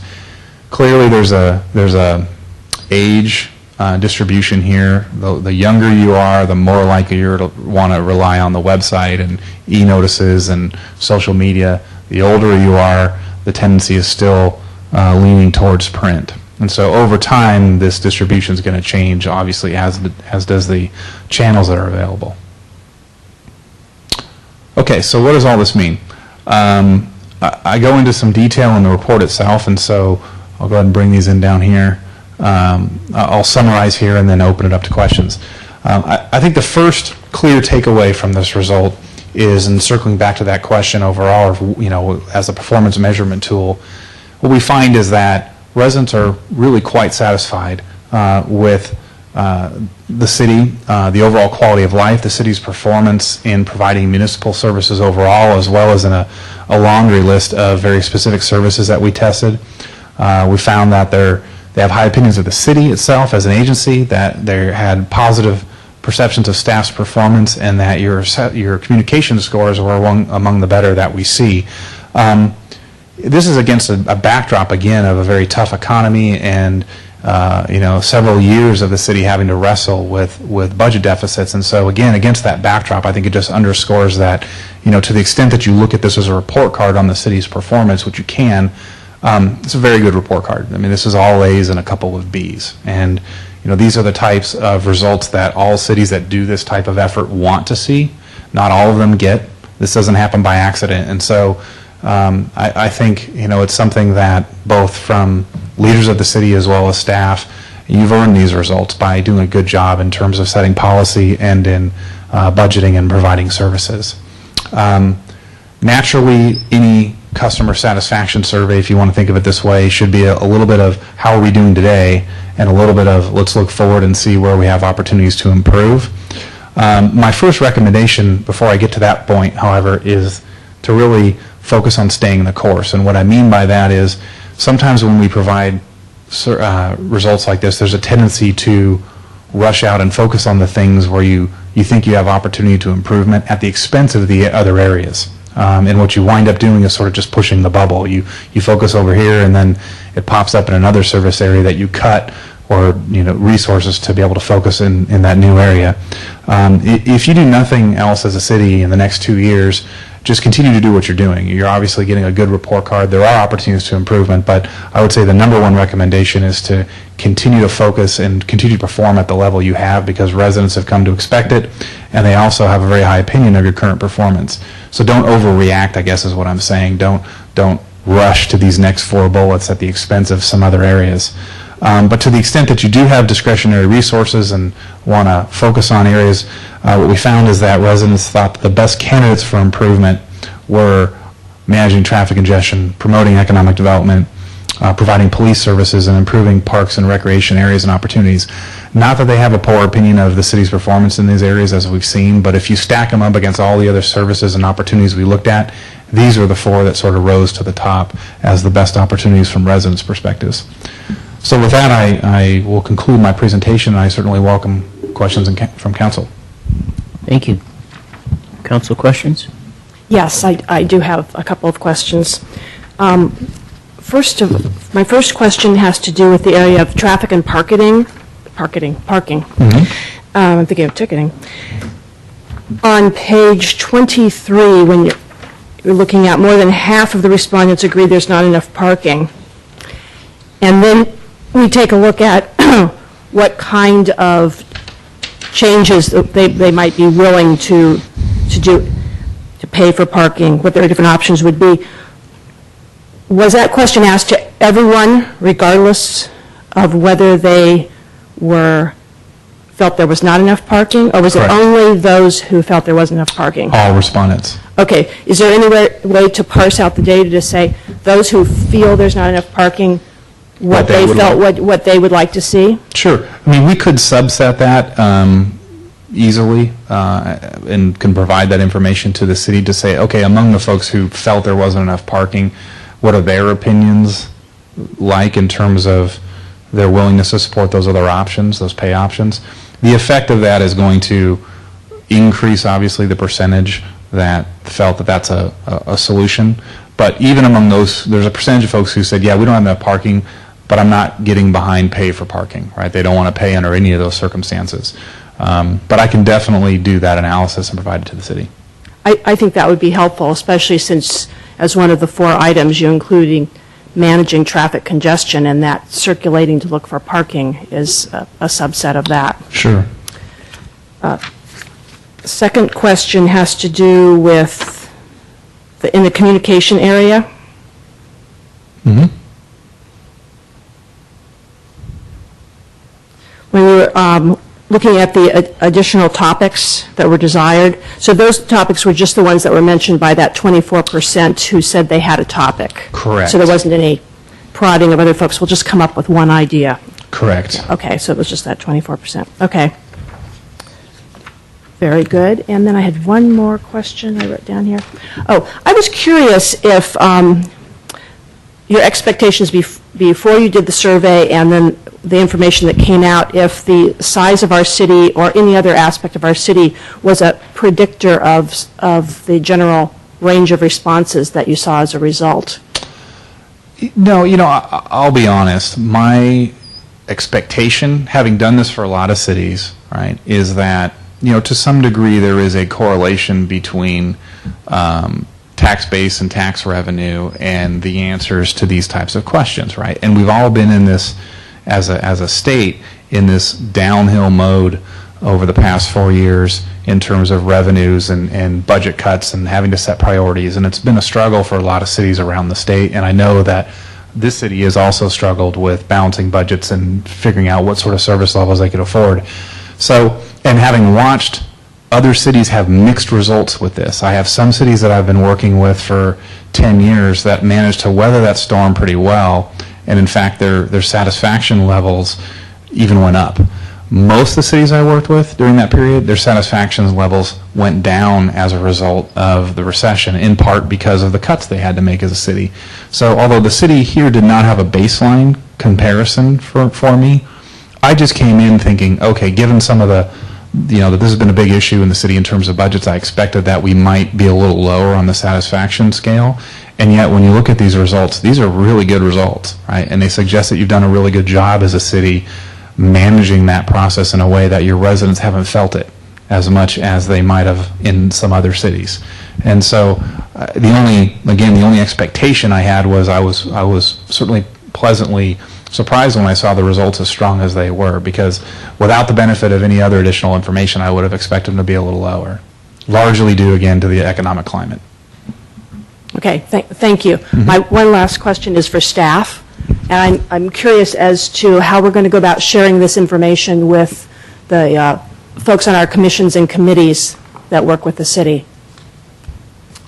Oh, well, that's a good question. I think we'll provide the PowerPoint presentation to them as well as to the staff members, and if those individual committees would like to get a presentation, I think rather than bring Tim back, we'd do a staff presentation of some of the key results and answer any other questions. So we will provide it to them.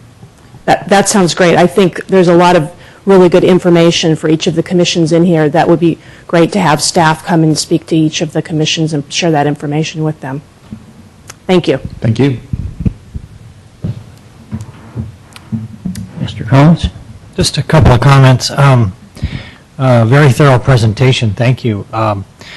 It's nice that the survey sort of reflects what I found last year when I was out walking neighborhoods. I'm sure Mr. Olbert probably found the same things. People had their complaints about this and that, but even after they would complain about things, they'd end the complaint with, but this is still a great city to live in. So it was nice to see some of this borne out. The only real question I have is that is there anything that some other cities are doing that maybe we're not, that you think might be a good idea for us to undertake? I don't know if I would say you're not doing this. I would toss out a warning in the area of communication. One of the things that we have seen cities migrate towards heavily in the last few years has been getting rid of mailed newsletters, for example, or postcards in favor of email or e-blasts for newsletters, which require residents to sign up for them, or relying on residents to go to their website for this information. And for the cities that have made that switch, we have witnessed some pretty dramatic drops in residents' overall satisfaction with the level of communication from the city, and so much so that we've had several cities that we work with about face and bring back their newsletters in print form, and so that's probably the one warning I would put out there, is that there's obviously cost savings to be had from switching and just going with emailed newsletters and whatnot, but you tend to lose a swath of your community or a portion of your community, particularly the older individuals who aren't going to sign up for the email, and your readership goes down. Thank you. Thank you, Mr. Mayor. Very interesting presentation. And actually, well, I'll get back to somewhat different perspective than Ron was sharing. But let me ask you to start with, I'm trying to understand a little bit better the categories of like somewhat satisfied or somewhat helpful. Because not having done the survey myself, I'm looking at those kind of out of context because I don't know what else you've explained to people when they're using those. But I could imagine quite a number of situations where I, as an individual, might reply to a question somewhat satisfied or somewhat helpful. And what I really meant by that is, yeah, it's really not all that good, but it's somewhat helpful or somewhat satisfactory. So Sure. what does that term actually mean? Well, what we tend to do, like for example, that overall satisfaction question, so overall how satisfied are you with the city's efforts to provide municipal services? The way we ask the question first is, are you satisfied or dissatisfied? Plain. So then they come in with, well, I'm either satisfied or dissatisfied. Then we bifurcate it to, would that be very satisfied or somewhat satisfied? So we don't give them the full scale to begin with. We split them first based on satisfaction, dissatisfaction, and then we split them again. Research has shown from a measurement perspective that that's the best way to measure people's attitudes on that. And so to say that someone said, well, I'm somewhat satisfied really means that they're somewhat dissatisfied. In that case, we give them the option of which side they're on, and then we split them. Is this person who's somewhat satisfied, does that mean that they are perfectly happy? No. Obviously, they're qualifying it, so they're not as happy as someone who's very satisfied, so there's going to be some issues that they may have with the city or a service that we ask that. But I still lump them in on the satisfied category. They're just not as satisfied. Yeah, I guess, actually, your explanation does make a lot of sense to me. I guess the other alternative that I've sometimes seen used in polls is a scale of some kind, 1 to 10 or whatever.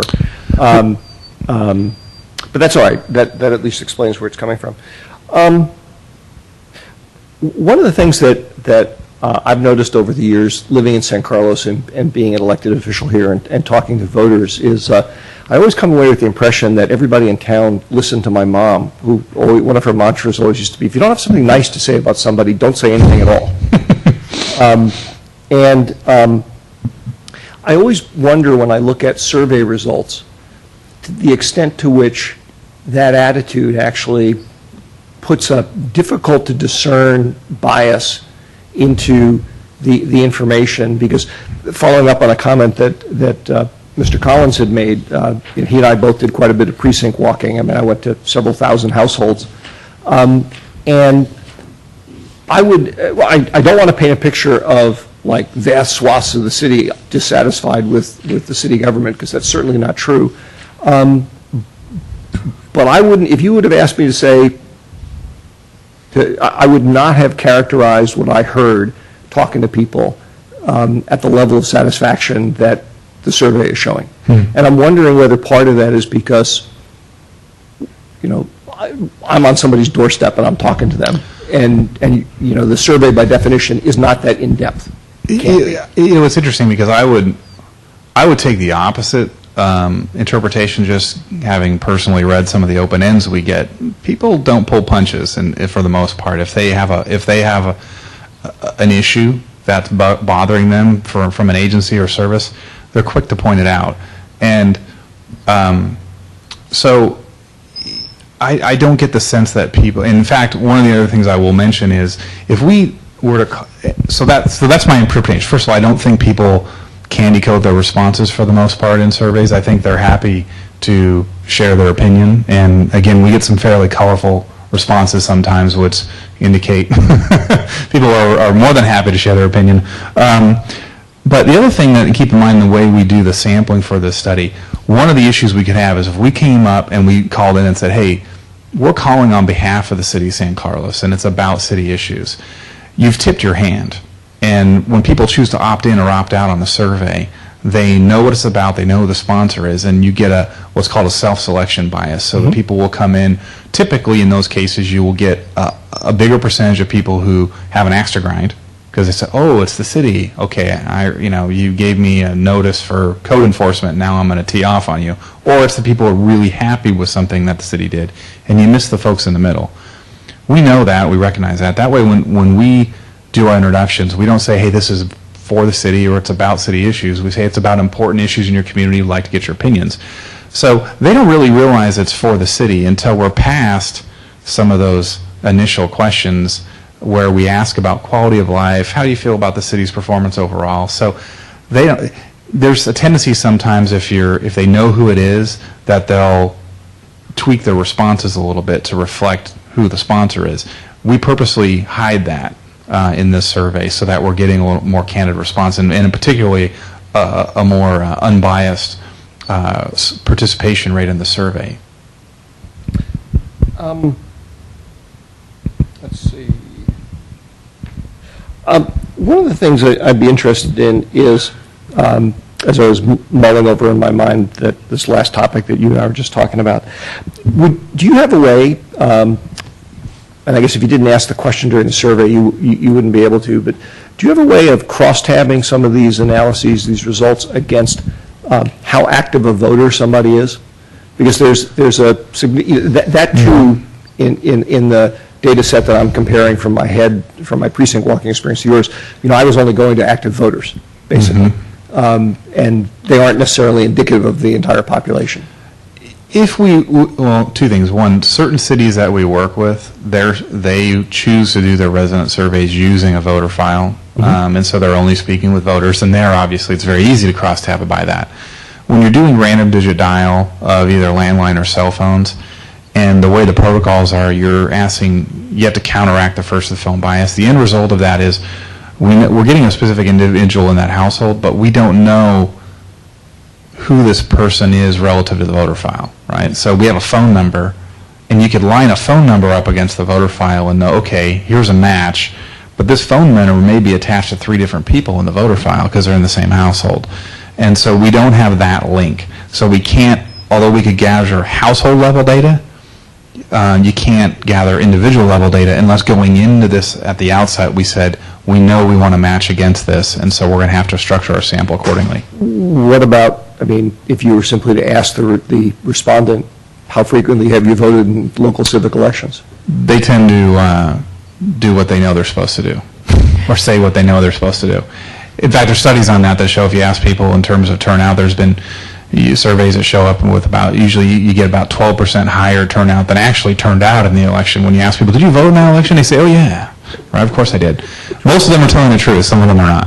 12%, that might not be so much of a bias factor, you couldn't adjust for it.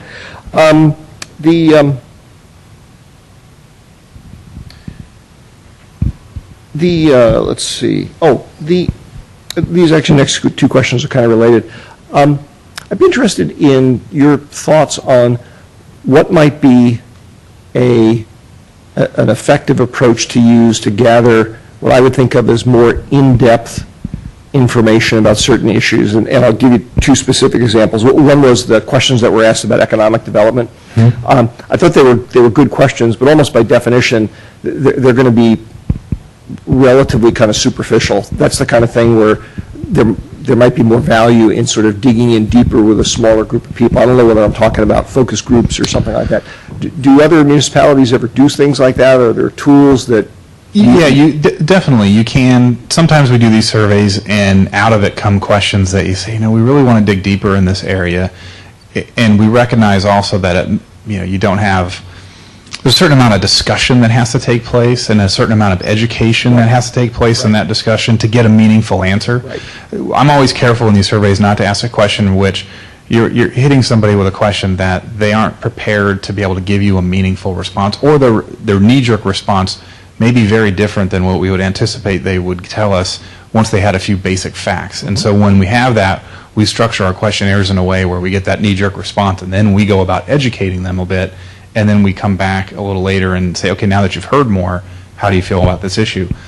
So a focus group, to the extent that you want to dig in deeper and have that kind of discussion, is not a bad method. The catch is 2 things. One is, no matter who you choose, it's only a small group, right? So it's not necessarily reflective of your entire population. And secondly, you got to be careful about how you select those. There's some cities I've seen do this, but then they wind up getting the same cast of characters that they always see, right? And so you're really getting sort of opinion leaders or in the community as opposed to the average resident. And so it's more of a recognition of that when who it is you're talking to in those groups. And if you do a focus group, I tend to do them at least in pairs, because you get sort of group dynamics that you want to have a few of them to make sure that the pattern you're seeing in one is consistent with the pattern you're seeing in others. Okay. Yeah, the other one that came to my mind where more in-depth discussion might be useful was the suite of questions that were asked about parking, because I had noticed the same kind of oddities that other people have commented on.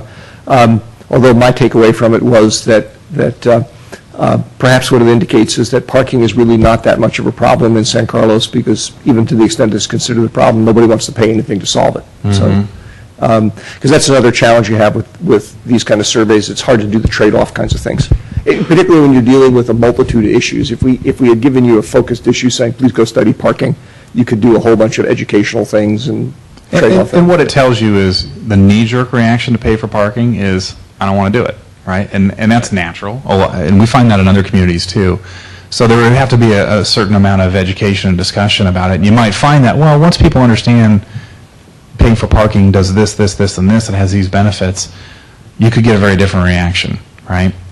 So, I mean, I acknowledge what you're saying, that in the survey, we didn't really focus too much on the benefits of the pay for parking as just the pay part, right? And so you're getting probably a conservative response to that. Right.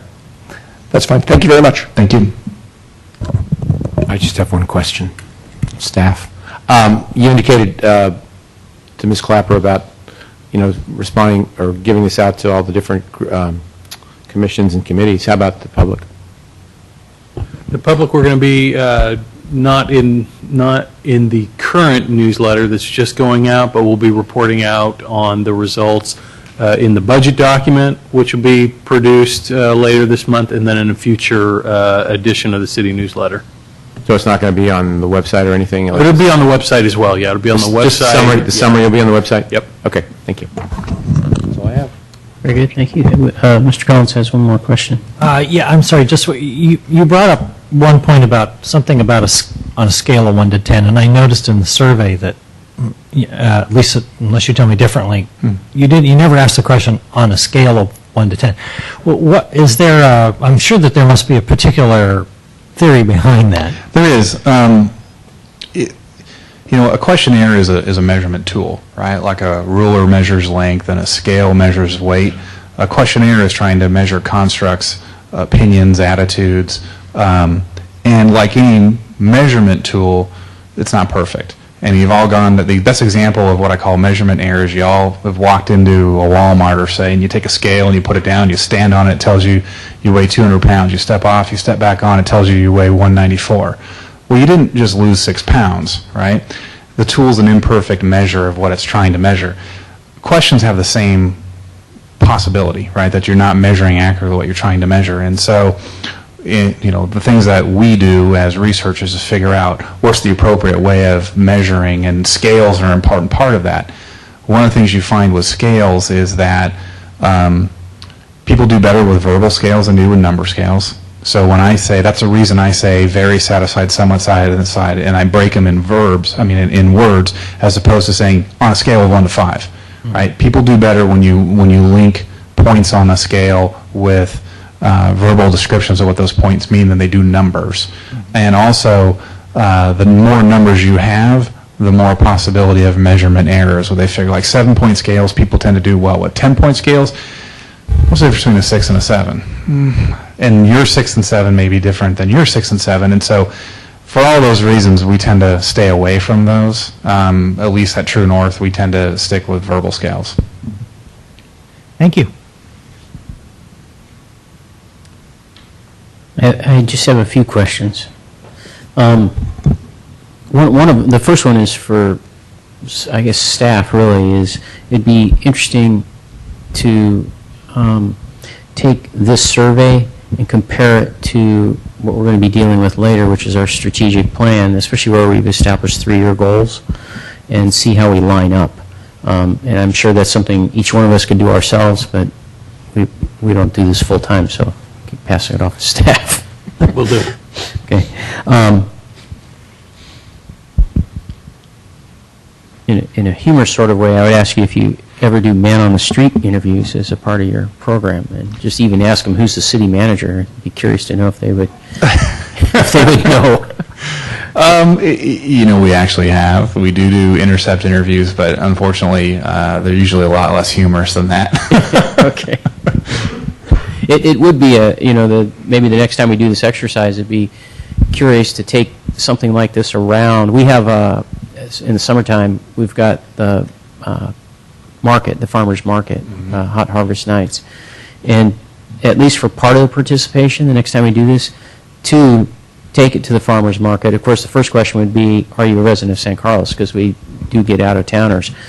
I don't know if that would skew your polling, because you're obviously grabbing a certain demographic of the community that tends to be involved in the community, aware of things going on, and goes to things like Hot Harvest Nights. When we've had a few cities that have had interest in that similar type of structure, what we've tended to do is we do our scientific study first, lock it down, and recognize that that's representative of your entire adult population.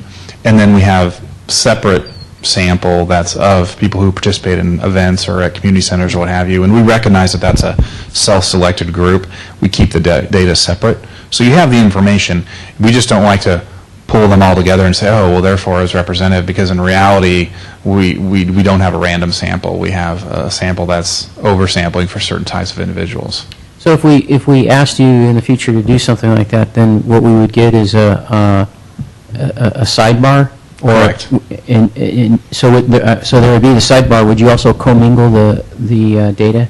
We don't commingle the data typically. What we would want to do is keep that separate, but you could have, look, here's what your residents as a whole said, but when you spoke to folks who attended this event, this is their response, and so you could have that information. We've had some cities that have really saw this as an opportunity for research, but really also saw it as a public relations effort. Okay. And so once we had this part done, they actually mailed postcards to every household in the city and invited them to weigh in. So to give a chance for somebody who wasn't selected at random to nevertheless have their voice heard. And we did this with Thousand Oaks, I think, a couple of years ago, and they had 3,000 responses in addition to the 400 that came in. We recognize it's not random, it's self-selected, but nevertheless, it's 3,000 people who cared enough to fill it out and give their opinions to the city, and so we process that data separate so that the city could always look over here and say, okay, here's what our representative sample said, but here's what that group of 3,000 who cared enough to, interested parties, so to speak, what they said, and they could see where do they line up and then where were they different.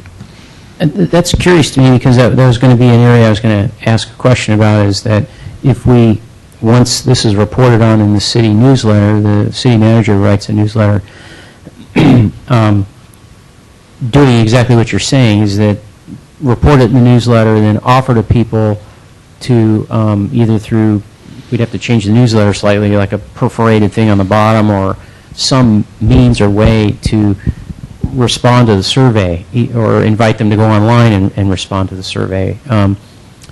A, can we do that through your service? And B, if we did that, it's obviously, again, a self-selected group. It's not random. Mm-hmm. How do you see that kind of data as being useful to us to make decisions and carry forward into the future? I always throw out a word of caution when I've had cities that have been interested in this. I'm actually working with Encinitas right now, and they were interested in doing the same thing. And I said, well, you have to recognize that the report you just received is representative of your community, right? So everyone had a chance to participate in that. There's value in doing the additional survey because you're getting the people who are really interested and care enough to take the time to fill that out. And so there's both a public relations sort of value to that and giving them the opportunity, and there's a learning opportunity as well to see, look at that, among those, and I call them interested parties, among the people who cared enough to fill that out, here's their opinion. To me, the value in that is you are getting a lot more information, and you might find that there's some differences in the results, and so it's just information to think about as leaders. The fear I get into when we have this sort of situation is that in some communities that are very divisive, and I don't get the sense that this is one at all, but I've had, and Sydney is a good example of that, where there's definitely a lot of politicking going on, not on the council so much as in the community. They'll pick and choose which one they like, right? They'll say, oh, I like this survey because it supports my agenda over here, or I want this survey, right? So it creates this alternative source to go to then stand up in front of council and say, look, this is what the community thinks, right? And so I always put a lot more weight on the statistically reliable survey in terms of making decisions for the community.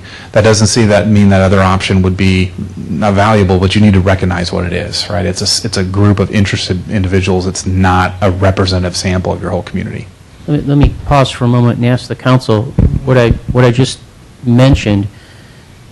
would there be an interest, even just getting a number from this fellow, not right now off the cuff, but if he would work with our city manager and give us an idea of how much something like a survey, a follow-up survey through the city newsletter or whatever, how that might be done and how much it would cost, and then we could weigh in on whether we're interested in something like that. Is there a consensus that would be something you're interested in doing, or are you just not interested at all? I guess I'm too much of a numbers guy, and I have no idea how you do this, but I trust that it is done in a random way.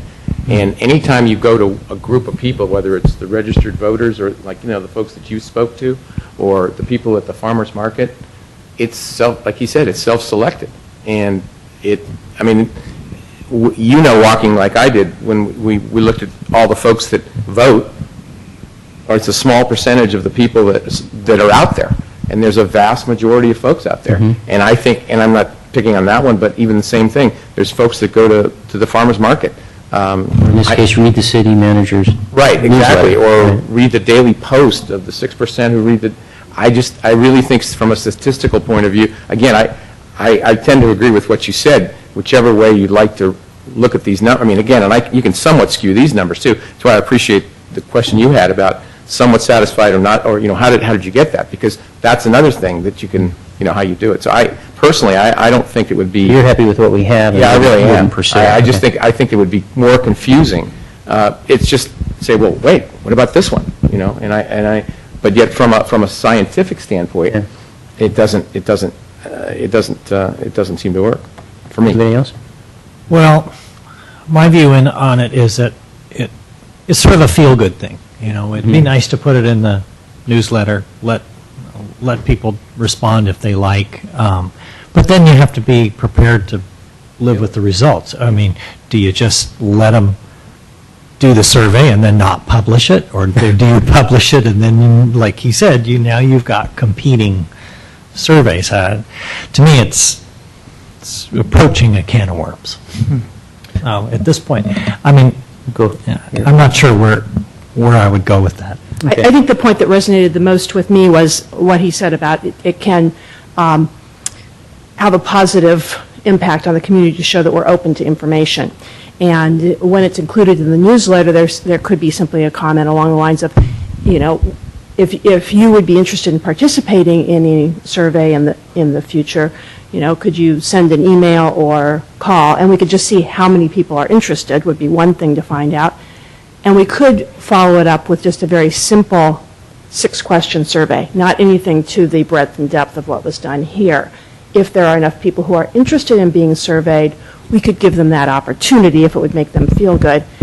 Because I'm looking at the other survey that we had presented to us by the Youth Advisory Council.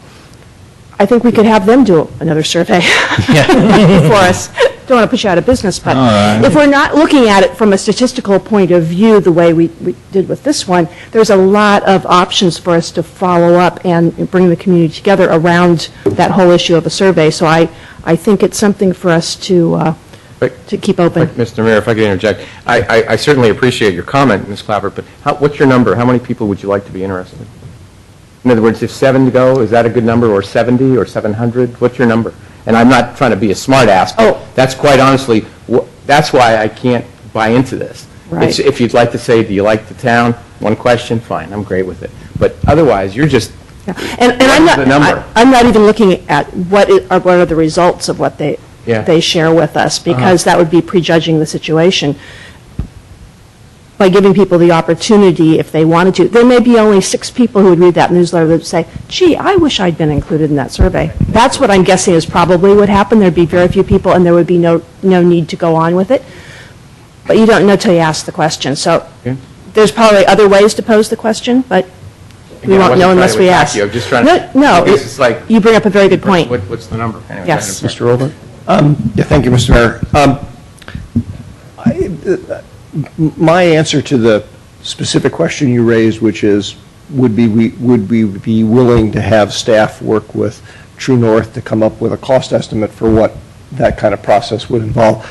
I'm always open to hearing what the cost estimates are, but I do lean a little bit towards what Mr. Grisilli was saying, that unless it was really, really inexpensive, I'd have a hard time sort of in my mind, justify spending the money. The other thing I was going to say is, maybe we're looking at this a little bit, if we look at it a little bit different way, we can get some additional value out of it, which is not so much as to offer an opportunity for people who weren't involved in the survey to take the survey, but actually to go another step and say, if you have some specific ideas, put a little tear-off card. If you have some ideas on how you'd like to see the city improved, please fill them out and mail it in. That isn't by any means duplicating the survey. We'd have to be careful about that too, because that's not scientific either. But in terms of generating ideas and thoughts and perspectives, it might be something worth doing. So. All right.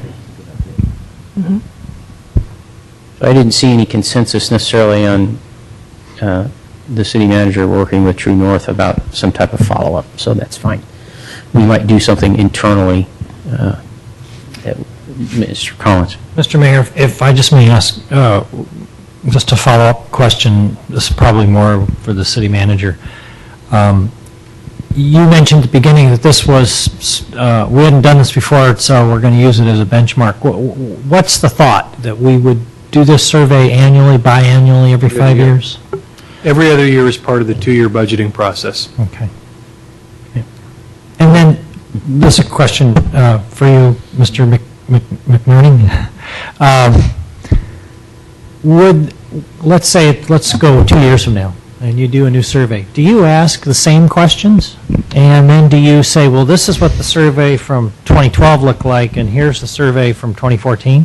Or do you ask a new set of questions? Yes and no. There's usually a portion of this survey, and we structured it with this in mind, that is consistent, right? You want to ask the same questions 2 years later so that you can compare the results and be able to track your performance. Many of the opening questions that we went with, overall performance, importance and satisfaction in specific service areas, public safety, those are those types of questions, and I call them the core. Then there's also questions in the survey that can be swapped out, changed, and so in this way you get tracking measures over time, but then it remains flexible enough so that we're able to ask questions about topics that are of interest to the city 2 years from now, and so you're not just stuck with the static questionnaire. That's the way most cities that I work with have done this, and like I said, some of them have done this for over a decade.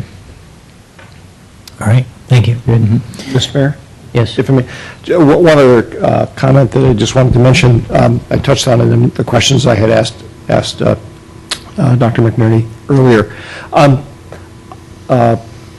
I wouldn't mind if the next time we do one of these surveys that staff works with the survey firm to think about whether or not there is some way to gather information on the voter activity information that I had mentioned for a very particular reason.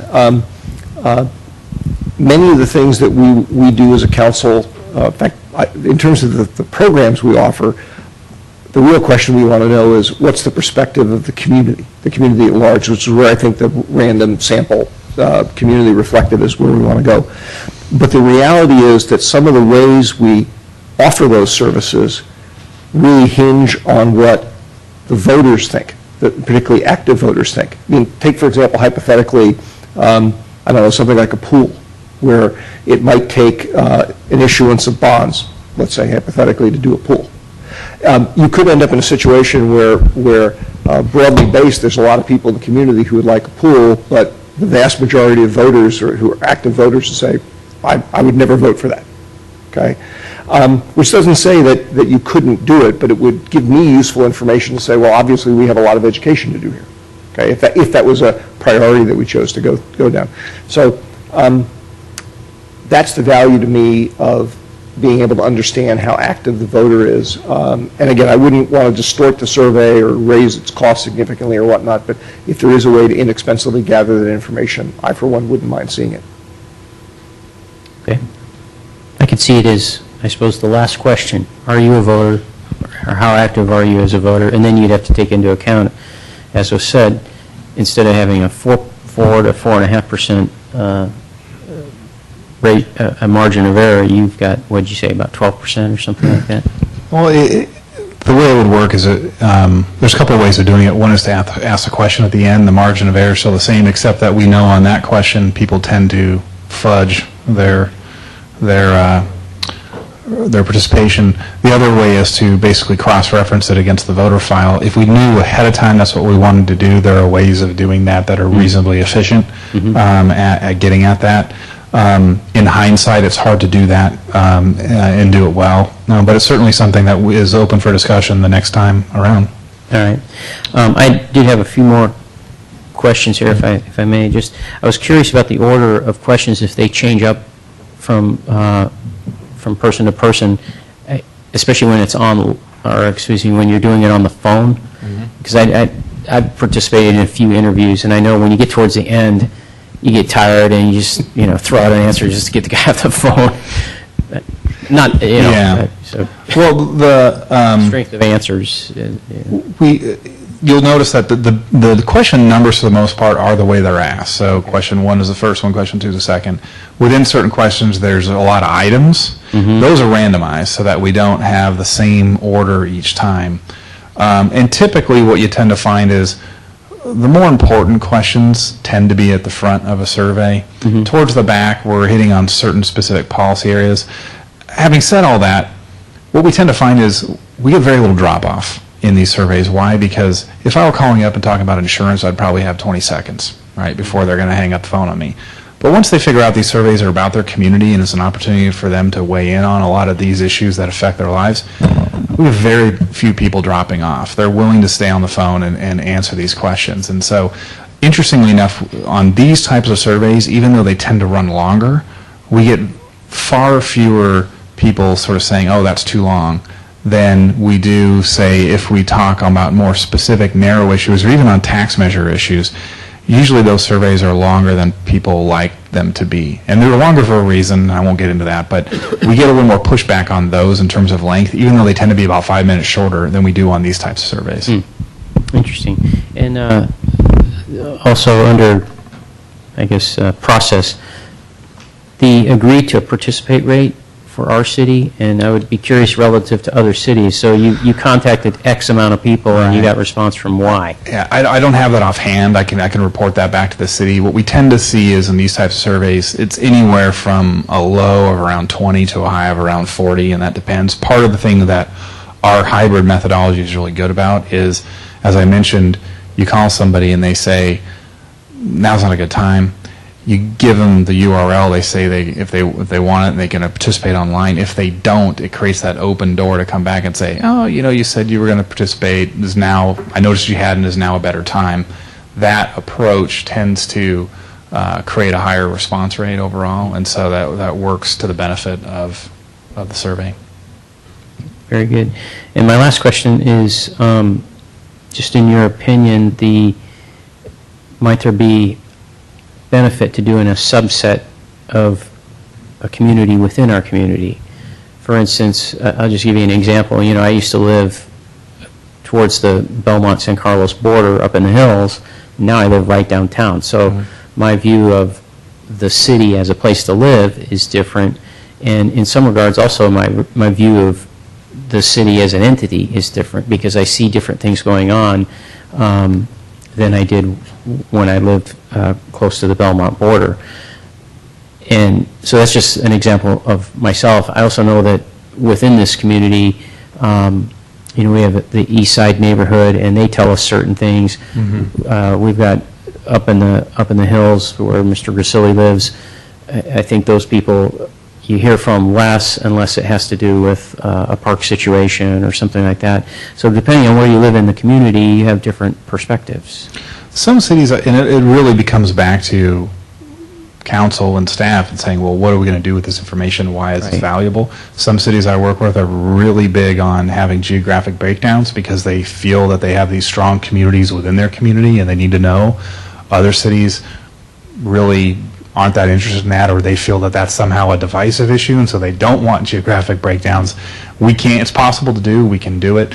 You have to recognize that you can only break it down so many ways before you start having sample size issues and margins of error that are so large within each subgroup that you'd have to have extraordinarily large differences in opinions to have them be statistically reliable.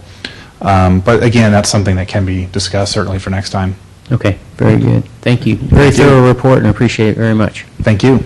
All right.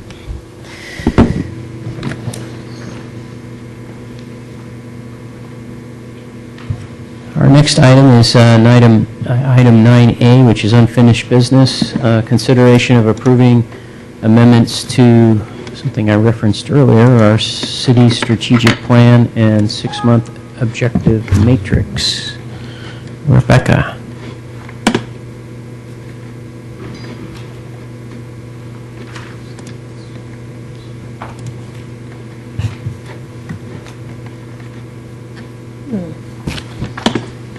Presentation's not here.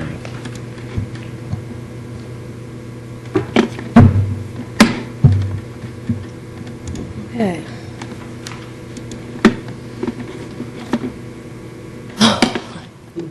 That's strange. Okay, well, Not there? I apologize. The presentation, for whatever reason, is not loaded here. Oh, okay. So. Well, we have copies, I and you believe have a everyone copy. Do you have it? She downloaded it this morning. It's okay. I believe everyone has copies in front of you, correct? Yes, we do. All right. Well, I apologize for the oversight. Would you like a change to the order of the agenda so you can get it loaded up while we go to the next item? No, that's okay. That's okay? All right, very good. Carry on. So, as part of the strategic plan process, we'll provide the council and the public updates on the objectives on a monthly basis. This report will serve as the June monthly report. So there's 7 requested revisions tonight. These can also be found in your staff report. The first is to change the date. The fire chief will ensure inspection of multifamily residences from August 15th to a future date, and to reduce the percentage from 50% to 25% completed. Based on the continuing staffing challenges in the new fire department, the engine companies have not had the opportunity or the capacity to meet this goal within the original time frame. The second change tonight is to move the comment letter related to the Caltrain and high-speed rail blended operations from August 15th to August 27th to coincide with the council meeting. The third change is to add a new objective for the Park and Rec Director to present alternative block party fee recommendations. The fourth change is to change the date the Park and Rec Director will report on Half Moon Bay Services contract from August 15th to August 27th to coincide with the scheduled council meeting. The fifth change is to add a new objective for the Community Development Director to report to the council the process and fees involved in residential planning. The sixth change is to revise the date the Administrative Services Director and Economic Development Manager review and recommend for action the Strategic Property Acquisition Reserve as it relates to the sale of former RDA assets to a future date. This is due to constraints created by the preparation of the Oversight Board meetings and limited meetings left for the Economic Development Advisory Council meeting between now and the end of this strategic plan period. Moving this objective to a future date will give staff more time to prepare a review and recommendation. And also, the Oversight Board has not even discussed the assets of the former RDA agencies, so pushing this off to a later date would be more realistic.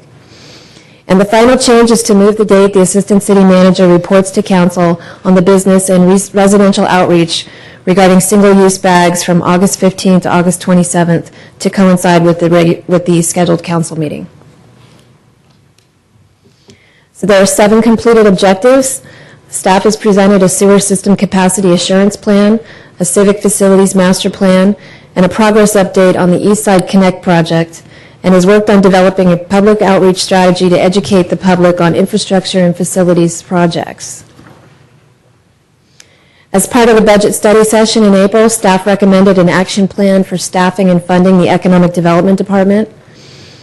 And as part of the capital budget presentation in May, staff recommended a feasibility study for reducing energy usage. And finally, the staff reported to the council on the pros and cons of becoming a charter city. So in summary, there's 5 date changes, there's 2 new objectives, 7 items have been completed, and the remaining items are on target for this plan. I'm happy to answer any questions. Very good. Thank you. Any questions? We'll start down here with Karen. I have one question. On the first amendment, the slide shows that it's going to go from 50% down to 25%.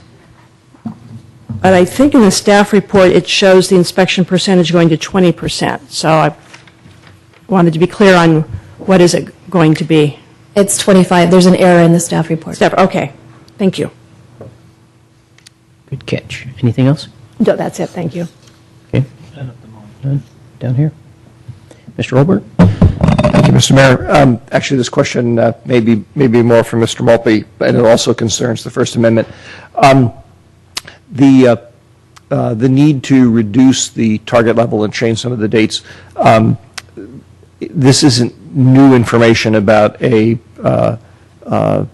trend in difficulty in hiring or something like that. This is a reflection of stuff we've already been told about. That's correct. Thank you. My question is the first one also. Don't we collect fees when we inspect these properties? We do. So isn't that going to impact the budget? For the first year in the budget, we did have the number low. We were conservative because we knew we were forming the department. Okay, so it's built in, more or less built in, yes. And again, it's not millions of dollars, but there is No. some substantial dollars in there. Yes. If it's fully impacted, it's over 100,000 probably. For all the if it was completely. All the fees are about $100,000. Yeah, so anyway, I just wanted to make sure it was in the budget. Thank you. Okay. Any other questions? None? All right. Thank you. Thank you. Try this one more time and I win.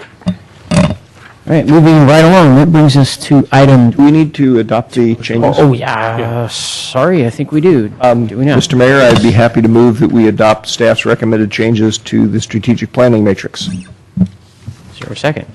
I'll second it. Roll call. Councilmember Clapper? Yes? Councilmember Collins? Yes. Councilmember Grisilli? Yes. Councilmember Olbert? Yes. Mayor Grocott? Yes. Thank you.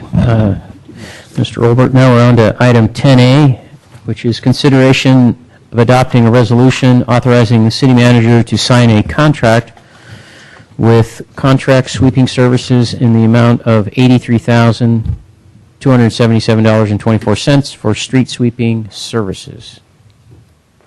Hello. Good evening, Honorable Mayor and members of the City Council. Paul Baker, Public Works Superintendent. Our current street sweeping agreement was established in 2008 after an RFP was released. We have continued under the same contract as authorized in that contract on an annual basis by mutual consent with no cost of living increases. We did add 4 streets in 2009, which had been left out of the original contract, which added additional $2,000 per year. Those were down on Taylor, Corey, Brigado, and Glenn. We felt that this year, since it had been 4 years since the last contract, we should release a new RFP and see what we could get out of it. We received 2 respondents, and we're fortunate to have the cost at $8,000 less than what the current contract is today. So that's a pretty good deal.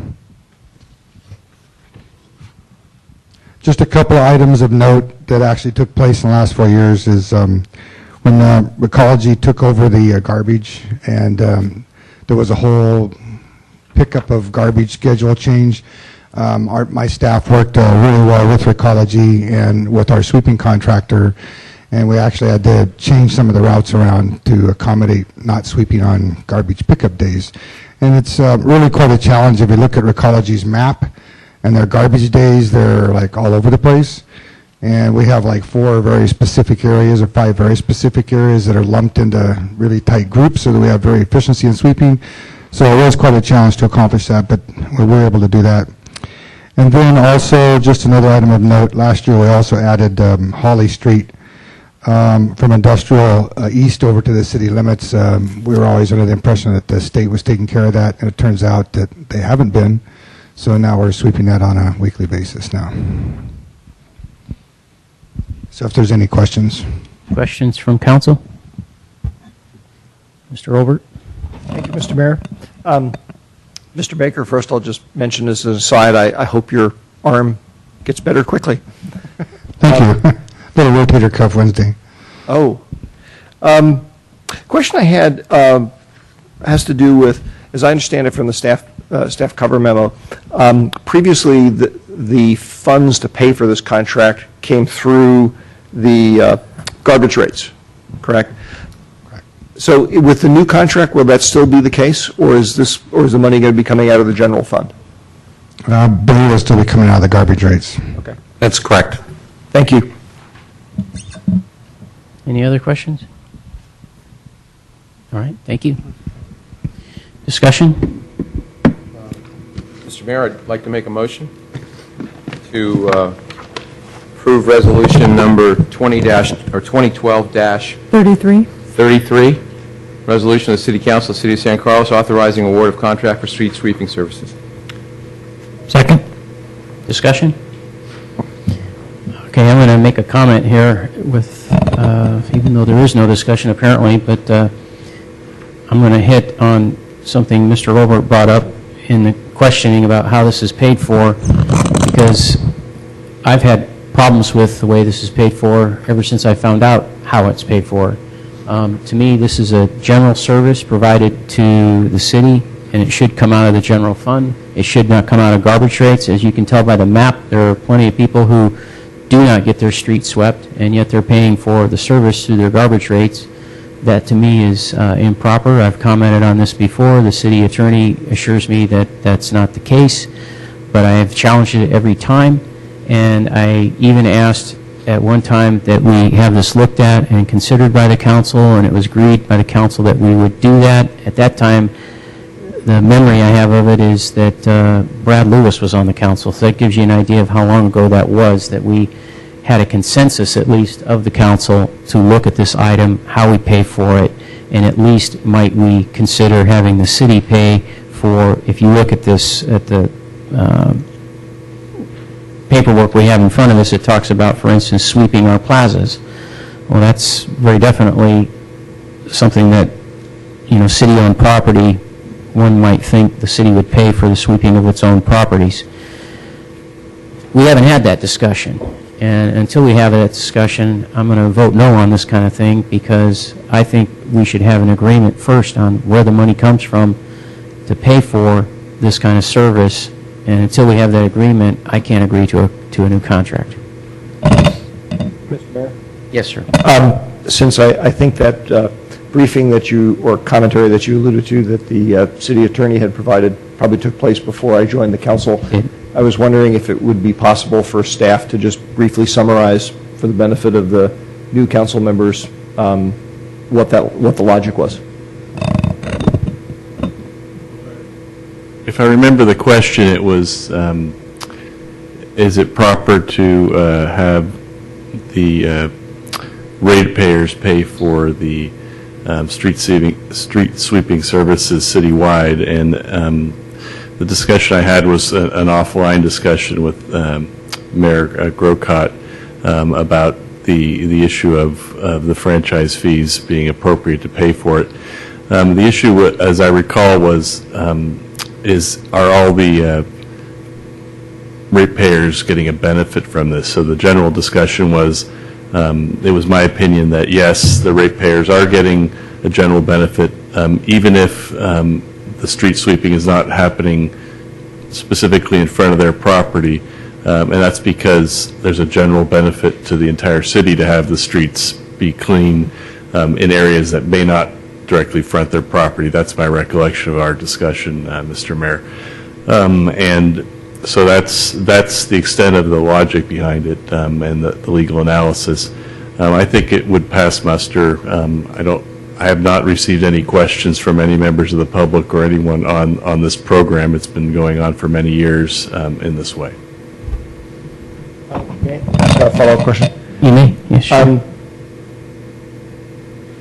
I don't like to make public policy in this next way, but I'll ask the question anyway because I'm kind of curious. Is this an unusual practice, or is it something that's done in other municipalities that we're aware of, or perhaps we're not aware of, or what? Actually, this is done in several other cities in the county, and it shows up in what we call the agency rates portion of the garbage services, and there also are other services in other communities that are charged the garbage rates that San Carlos does not. Examples would be steam cleaning downtown sidewalks in front of businesses, running the recycling program, for example. In the cities of Menlo Park and San Mateo, there are anywhere from 2 to 5 full-time employees that are charged out of the garbage rates. We don't do that in St. Carl's. I should also mention, to amplify on Mr. Rubin's comments about the legalities of this question, and the mayor's correct, he's raised this on a number of occasions. His predecessor, Mr. Lanzone, also opined that this was an appropriate practice, and I believe, if I recall correctly, that there's actually a memo from Mr. Lanzone on this topic as well. So it has been before the council, but as we've stated in the past, it is certainly something that's up to the discretion of the council as to whether or not you include it in the garbage rates.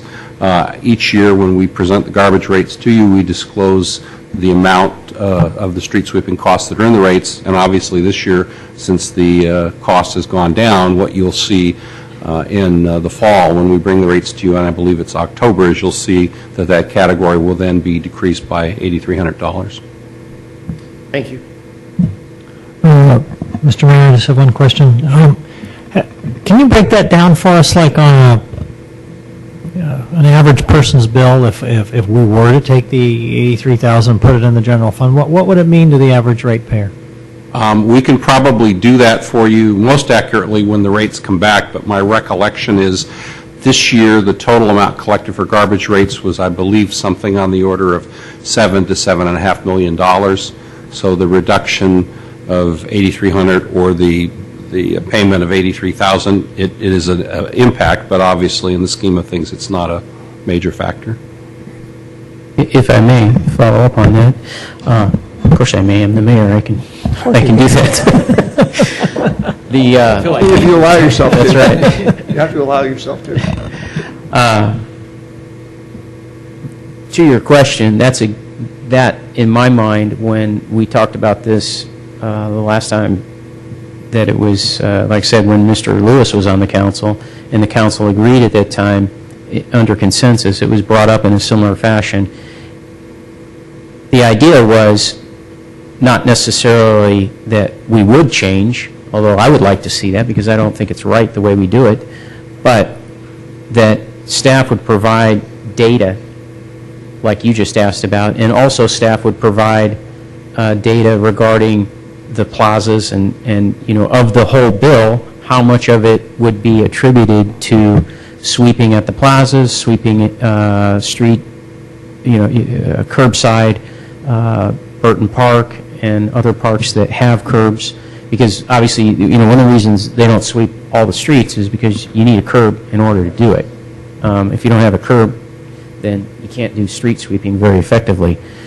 But that was part of the breakdown of what we were going to be given, and then allowed a choice as a council. Do we want to continue to have all of this paid for through garbage rates, or might we want to consider paying our own tab as a city for the plazas and other areas that street sweeping gets done that's obviously city-owned property?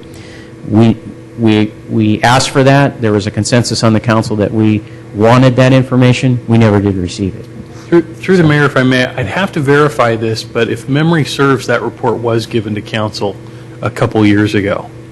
I'll take a look at the record, go back through some of the old agendas, but I can picture it in my mind having been given, so I'll double check that for you. I've been known to forget things, so could be. All right, probably enough said on this topic, unless there's any other comments. Call the question, if we could. You don't do that, because then we have to vote on it. I think we're just ready to vote. Procedurally, if you call the question, we have to vote on calling the question. Okay, never mind. Never mind that. I think we're ready for a roll call. Vote now? Councilmember Clapper? Yes. Councilmember Collins? Yes. Councilmember Grisilli? Yes. Councilmember Olbert? Yes. Mayor Grocott? No. Okay, that brings us to item 10B, which is consideration of appointment of resident to the Planning Commission to replace Ms. Clapper, who's with us tonight, to a term ending 5/30/2015, because Ms. Clapper was chair of the Planning Commission. So we have an opening.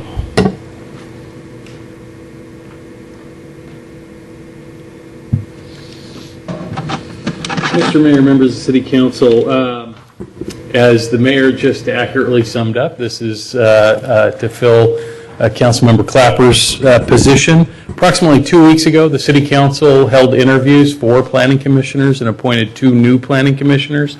It was suggested to me by a member of the council that the council might be interested in discussing whether or not they would like to appoint from the existing applicants that they just saw.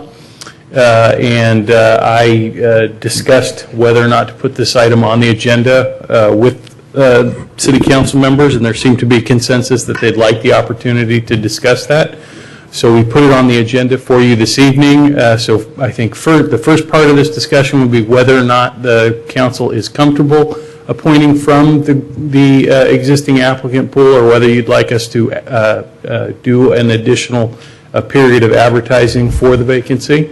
And if the council determines that they are comfortable appointing from the existing pool, I believe our city clerk has confirmed with those candidates that they'd still be interested in the appointment. And the agenda is structured in such a way that you could discuss the candidates and make an appointment this evening. Be happy to answer any questions you might have. Otherwise, take it away. Questions?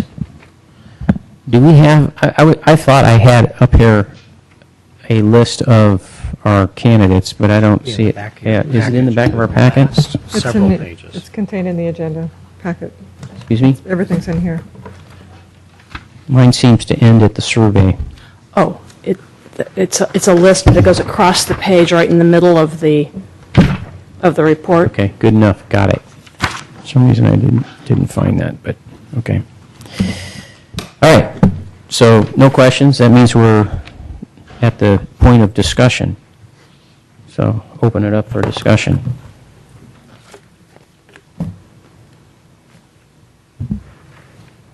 Mr. Mayor, just a clarification question. Are we discussing whether or not we want to appoint somebody tonight, or are we making nominations, or? Oh, okay. So the first question on the dais here is, do we want to re-advertise, or are we happy with choosing from the pool of candidates we had from prior?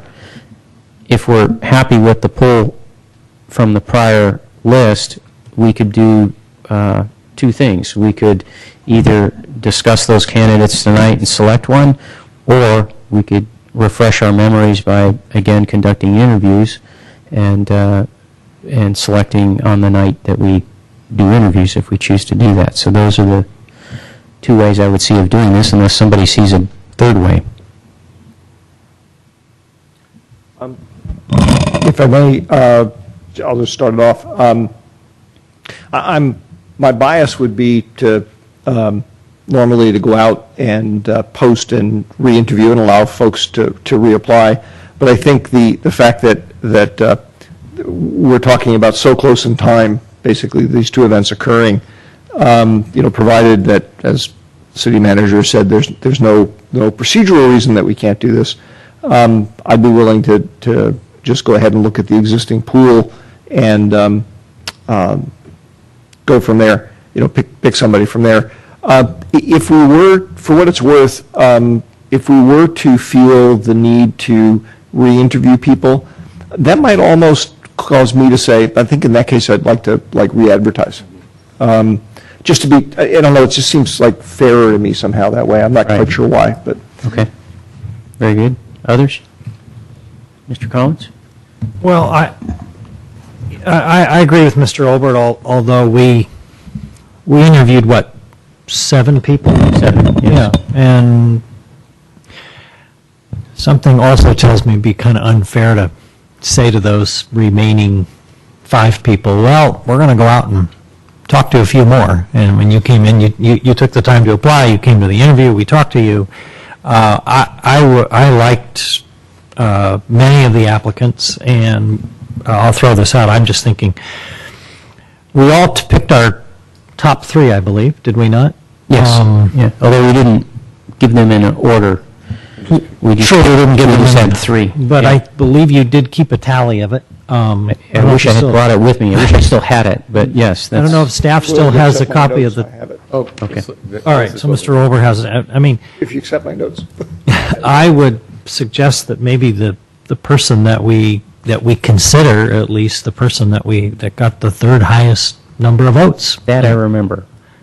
Okay, well, that would be my suggestion. Okay, very good. And I agree. I think we had a good pool, and this is nearly contemporaneous in making a selection tonight.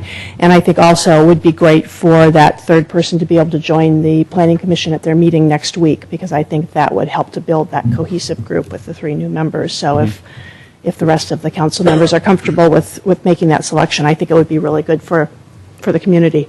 Very good, thank you. I agree. Okay. So it looks like we're selecting from existing pool. And then do we want to name some candidates, or are we happy with taking the person who essentially came in third place, which I believe was, where's that list again of names? I always know it when I see it. If my notes are correct, Mr. Mayor, I believe it was Mr. Gutierrez. Yes, that's right. So that would be the person that I remember. Me? No. Excuse me. Yeah.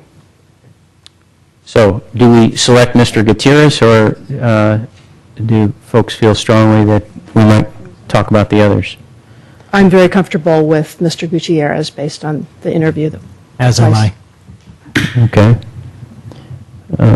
That's 2. Down here?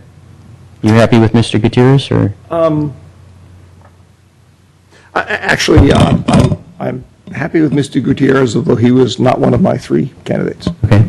He apparently was, according to the G or B there, I'm not sure which one I was, that he was one of my 3, so I'm happy with Mr. Gutierrez. Okay, as am I, so that's at least, not to leave Mark out in the cold, but if you're okay with that, you don't want to press for... No, you know what, Mr. Mayor, I'm fine with that selection. As I said, and I don't mean to darn Mr. Gutierrez with faint praise, because I think he's a fine candidate. So I'm happy to support that choice as well. Okay, so we would need a motion then to that effect. I'll move that we appoint Jesse Gutierrez to the Planning Commission to start at the next regularly scheduled meeting. Second. Roll call? Councilmember Clapper? Yes? Councilmember Collins? Yes. Councilmember Grisilli? Yes. Councilmember Olbert? Yes. Mayor Grocott? Yes. And I would just like to make a comment before we adjourn, just in terms of procedure. Mr. City Attorney, you can shut me off if it's inappropriate. I just wanted the council to know, now that we've got a 5-member council again, just in terms of process, when we go through both discussions, questions, and then when we do motions and the second.